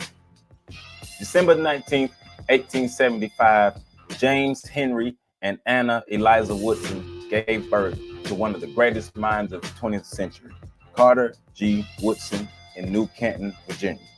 As a child, Woodson's family was poor, and sharecropping was a means his family used to support themselves. As Woodson grew older, he would work as a day laborer in Virginia before his family moved to Fayette County, West Virginia, in search of better opportunities. Woodson would begin working as a coal miner, and his father would find work doing railroad construction. Because of his family's financial situation, Woodson was not attending school regularly. However, he began learning on his own and mastering the subjects the school taught. As a 20-year-old, he began attending Frederick Douglass High School. 2 years later, he graduated high school and moved to Kentucky to enroll in Brea College. Brea College was established in the 1850s by abolitionists who wanted ex-slaves to receive an education. Woodson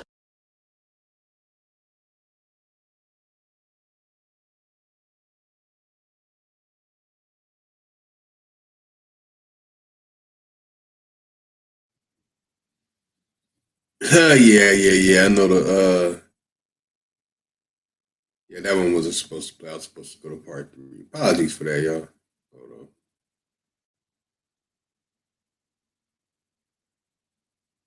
Chapter 2: How We Missed the Mark.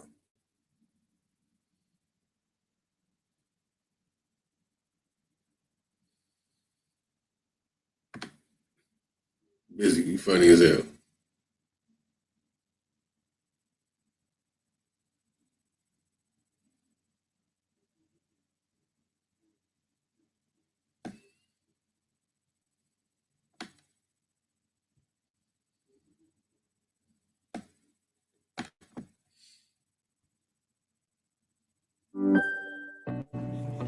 Slow laptop? How about one that boots up fast? It's switch time. How's that for fast? Switch to booting up as fast as 6 seconds. Switch to Chromebook. Chapter 2: How We Missed the Mark.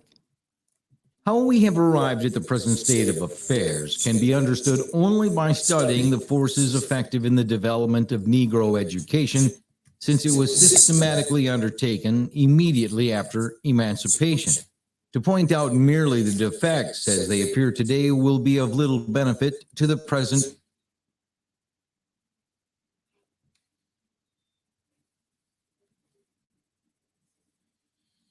Chapter 3: How we drifted away from the truth. How then did the education of the Negro take such a trend? The people who maintained schools for the education of certain Negroes before the Civil War were certainly sincere, and so were the missionary workers who went south to enlighten the freedmen after the results of that conflict had given the Negroes a new status. These earnest workers, however, had more enthusiasm than knowledge. They did not understand the task before them. This undertaking, too, was more of an effort toward social uplift than actual education. Their aim was to transform the Negroes, not to develop them. The freedmen who were to be enlightened were given little thought, for the best friends of the race, ill-taught themselves, followed the traditional curricula of the times which did not take the Negro into consideration except to condemn or pity him. In geography, the races were described in conformity with the program of the usual propaganda to engender in whites a race hate of the Negro and in the Negroes contempt for themselves. A poet of distinction was selected to illustrate the physical features of the white race: a bedecked chief of a tribe, those of the red, a proud warrior, the brown, a prince, the yellow, and the savage with a ring in his nose, the black, the Negro, of course, stood at the foot of the social ladder. The various parts of the world was worked out according to the same plan. The parts inhabited by the Caucasians were treated in detail. Less attention was given to the yellow people, still less to the red, very little to the brown, and practically none to the black race. Those people who are far removed from the physical characteristics of the Caucasians, or who do not materially assist or exploitation of others, were not mentioned except to be belittled or decried. From the teaching of science, the Negro was likewise eliminated. The beginnings of science in various parts of the Orient were mentioned, but the Africans' early advancement in this field was omitted. Students were not told that ancient Africans of the interior knew sufficient science to concoct poisons for arrowheads, to mix durable colors for paintings, to extract metals from nature and refine them for development in the industrial arts. Very little was said about the chemistry and the method of Egyptian embalming, which was the product of the mixed breeds of northern Africa, now known in the modern world as colored people. In the study of language in school, pupils were made to scoff at the Negro dialect as some peculiar possession of the Negro, which they should despise, rather than directed to study the background of this language as a broken down African tongue. In short, to understand their own linguistic history, which is certainly more important for them.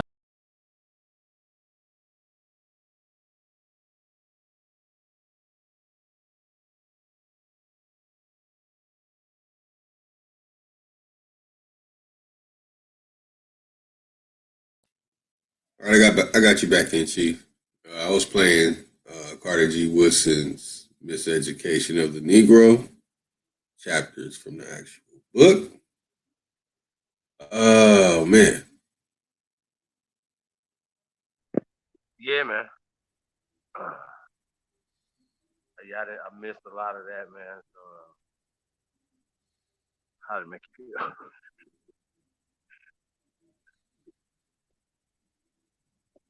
Oh You no, know, you good. Yeah, I huh? know about it. How does this make you guys feel? Um, when you hear this type of stuff, you know what I'm saying? You kind of get into the origin of it. Um, why did he write the miseducation of the Negro when we're saying, miseducation of the first American child? You know what I'm saying? And kind of you read some of the article earlier that we were talking about us happening in Sheldon, in Connecticut. One thing that struck me, and you caught on it, you said that Kaylin said she's an African American. You know what I'm saying? And then you pointed out she's not an African American. Um, and but the thing that's so crazy is she's the only Aborigine American little girl, first American child in this school. Yeah, 15. Like this is crazy to me. You know what I'm saying? It's really crazy. So just can y'all understand the pressures? You know what I'm saying that comes with that. You know what I'm saying? And so she's very active in school and cheerleading and competition, and you know what I'm saying. A very all American little girl, young ladies. So excuse me, young ladies. You know what I'm saying? So she's excelling. You know what I'm saying? Even in this extreme atmosphere, y'all. So, and that just goes to her brilliance. You know what I'm saying? So, just wanted to say that, y'all. And her mother and father do so once again. They'll never want to try to carve us. They'll never want to put the fathers in the equation. You know what I'm saying? To paint this illusion that they want to paint. So, nah, we're not gonna paint those type of illusions. So, you're gonna get real over here, y'all. So that's what it is. Um, yeah, man. So yeah, that's what we got going on, y'all. We in the building, y'all. We fight this thing the way we know how. That's just what it is. Um, Now, not only is the miseducation part of it, right? Like this is absolutely false. Like I always go back to the Boston Tea Party because I remember them telling me as a little boy, right, that these pale guys painted themselves black, particularly black for some odd reason, and made look and dressed up like Indians, and then threw the tea into the harbor for the Boston Tea Party, which set off the revolution, and then all these pale guys were fighting, right, against each other. You know what I'm saying? And where were we? You know what I'm saying? Like we wasn't here at this time. They don't even really say anything at this particular time, right? They really don't. Like, think about it. They're not really saying anything. Like they're not even accounting for us at this particular time. Okay, I just need to say this, right? And then you start moving closer towards, and they start saying, oh well, now we fighting. These pale guys are fighting against the Native Americans. It just quick swap and just lingo. So now we're still like, well, where are we at in this story? You know what I'm saying? Like, think about it. Your whole existence right now, where are we at in this story? Oh, we went to, this is how the pale guys who came here with nothing, now they have so much and they can't get the so-called Native Americans to fight. I mean, to work for them, right? So now they got to go all the way over and knock some niggas over the head and then bring them all the way back over here to do the work for them. I just think this is incredible. I really do. This is an incredible enterprise that these people had to uptake at the time when they were just broke and disgusted and barely making it themselves. Where did they build these ships? How did they beat the barbarians on the northern coast of so-called Africa? What was going on during this time period? What were they doing in England and Europe and Britain and Spain at this time? What was happening? Y'all never ask these questions. Why they over here lying to you in school? You have a timeline you can start comparing dates. Like, well, wait a minute. Napoleon couldn't have did this right here because that fucker was broke. Barely hanging on to what they had over there in France. How is he anywhere else fighting, doing all this extra fighting? So now you start saying, well, wait a minute, things start. Well, these people were they had to outnumber the so-called colonizers, right? Come on, think about it. Like, it doesn't make sense. They never told us that we fought in the Revolutionary War. They just kind of slide Christmas addicts in, like, well, Christmas addicts. They don't never even say who he's from. They never told us this stuff. They're just like Christmas addicts, the first African American who actually died for America. Like, yo, this is crazy. In the first actual war that so-called America had, right? It would be Christmas addicts. Y'all remember when we did the Christmas addict joke? That was crazy. Like, yo, this is what we dealing with. Like, just the miseducation of our children. He didn't come from Africa. His tribes is here, indigenous to this land. So now, when you're having these conversations with, you could be the only Aborigine in the school. Guess what that would mean? You would be the only American, the only true American in the school, Caleb. This is how this works. You would be the only one. Everybody else parents immigrated to this country, or grandparents, or great grandparents. So somebody, they have an origin story when they came here, and they are proud of it.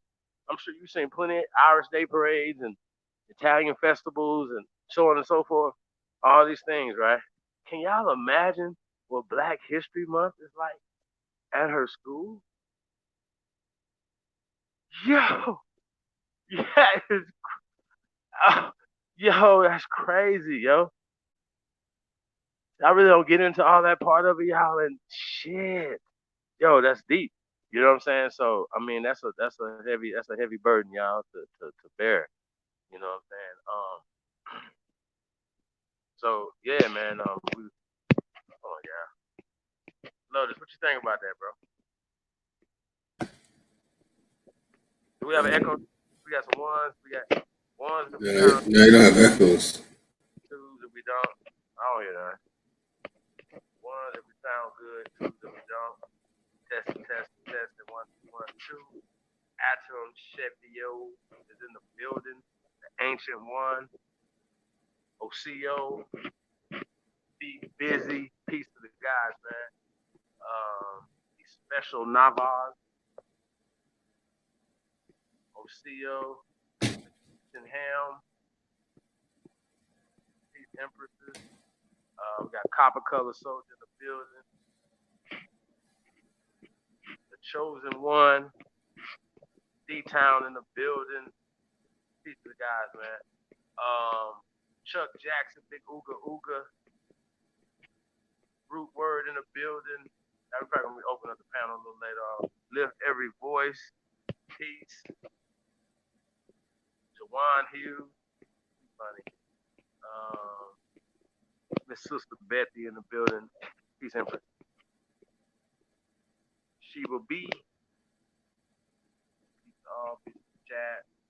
You, thank you for coming out tonight. Shout out to all the people listening in, tuned in to this very important message tonight, y'all. We're talking about this, Mizak, peace, Mizak. When it comes to protecting our children, man, damn, you send them to school and you think that's the place where they're gonna be protected. You know what I'm saying? Should Right. Shit. protect that. We got the Codex in the building. Shout Strongbow. Yeah, send them the link. Yeah, I've been. I ain't gonna lie. I've been dozing in and out. What? When you ask that question, yeah, I'm falling asleep. Nova the Star, Peace King. Yeah, man. So you trying to go sleep on us already? But yeah. So just a little background on this. We'll see if we could trying to get this interview going. Yeah, we have some technical difficulties. We'll try this again. Yeah, it's this is a you try to do the best for your children, you try to put them in the best positions that you can as a parent to succeed. You know what I'm saying? And so the whole thing is what I'm saying, to be able to you want to provide better um, for your children. That's what it is. So you want to put them in a good position. Um, Private schools and at certain zones and districts because it should be safer there. Shouldn't be no metal detectors, so on and so forth, and just a better quality of education, so to speak. We say indoctrination or miseducation. You know what I'm saying? Which is harmful to the children, but it's harmful to everybody, right? And you're putting out a socialized child into socialized in either way, either situation. So that's what we're dealing with. So is you there, brother? Yeah, I'm here. So yeah, man. So we are parents, and so we've had different levels of dealing with the schools and stuff like that, and so we understand. Um, uh, Trying to get the microphone, see where it's big, something I don't know. It's a it's a thin line, man. You know what I'm saying? Because a lot of times, a lot of the stuff that's happening is unseen. You know what I'm saying? And so if you're not having these type of conversations with your child might not recognize stuff, that's happening to them. Or let's just say they are, you know what I'm saying? So, you know, and then, you got to flip out of it and say, well, look, that's going to be the real world. And they got to get used to it, which is some bullshit. You know what I'm saying? I don't think nobody needs to get used to no type of abuse. Period. So That's right. if you react the way you want to react, then it's going to be the problem. Yeah, definitely. No one should endure abuse willingly, psychologically, physically, or whichever way the abuse is being dealt. No being which we deemed human should experience that and take it as a norm. It's not. Let me not say that.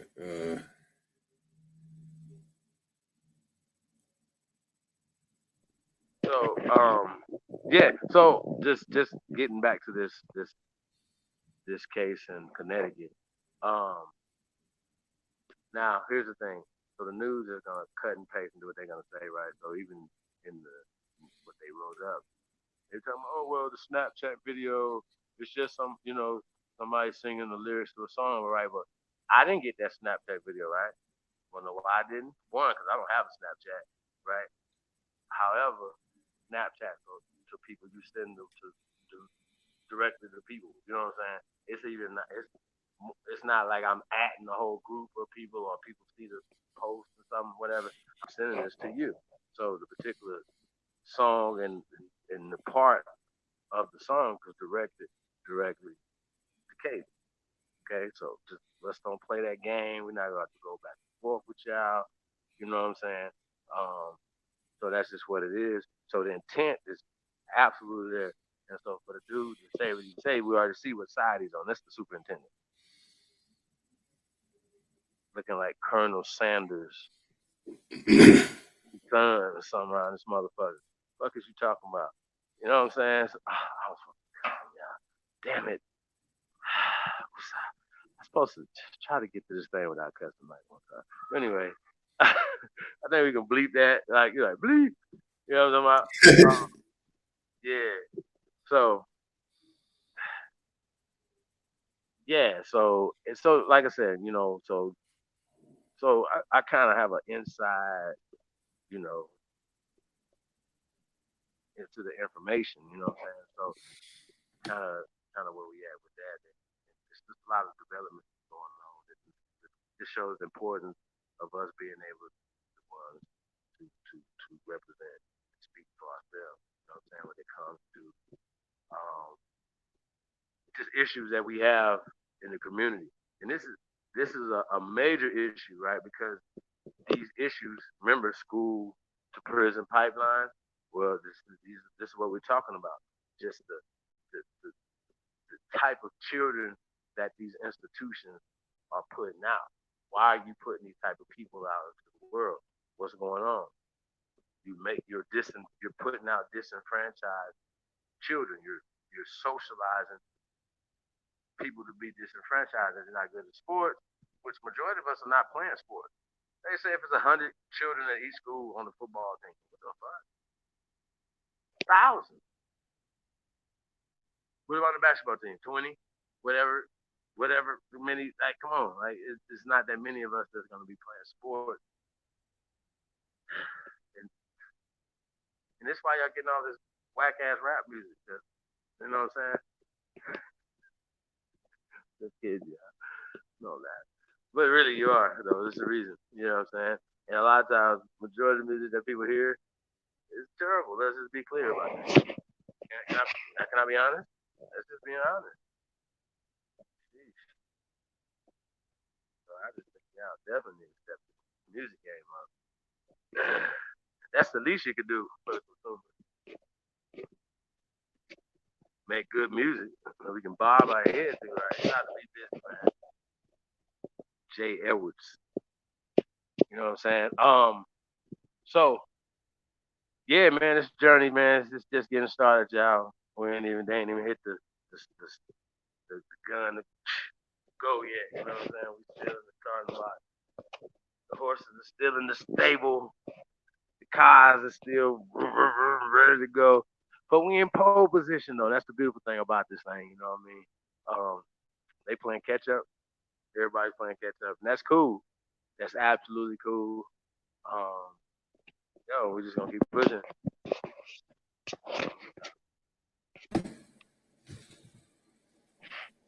That's right. Keep on pushing. Anybody in the back chat? The backstage of it? Nah, no one in the backstage. I sent the link to Ty, and that's about it. I haven't put it in the chat though. No. We're not gonna put it in the chat yet. Yeah, Uh, you might have to kick one off, yeah, because I'm about to pass out. oh man, I thought I could stay up, yeah. you do it. Yeah, you feel like you about to pass out right now. All right. Well, yeah, I think we got to do a part two of this. I'll probably just come and go live. Oh man, I'm so pissed off, man. Miss Legit Part 2 came in. Oh man.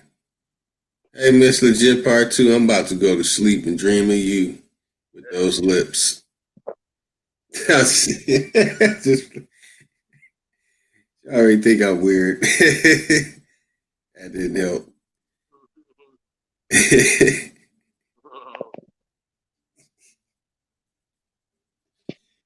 Well, I mean, she was saying, I'm talking about giving her money. I'm like, yeah, I'll give you money if you marry me. I ain't giving my money to nobody for nothing.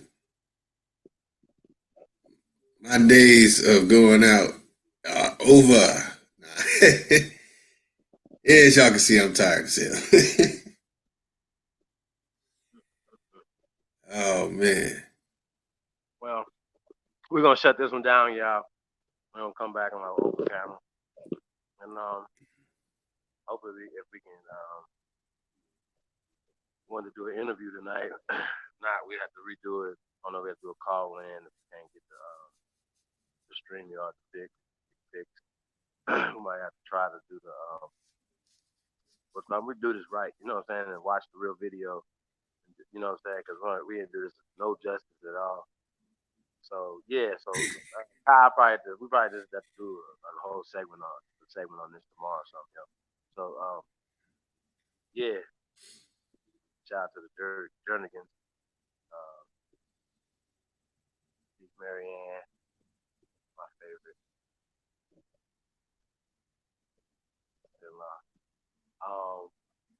Yeah, man, shout out to Jarvis, shout out to Caitlin. Um, yeah, we're gonna really do this justice this late too, man. So we're gonna do it today time, man. So we'll do this whole thing build tomorrow, yeah. We'll come back and we'll just do an open build. So yeah, man, peace to everybody, man, that tuned in. We're in the building, and we'll be back up in like I said, about a half hour. So yeah, so be on the lookout for the notification. Yeah, man, peace and love to everybody. We out. That's right. Peace. Call me Miss Legit. Call me.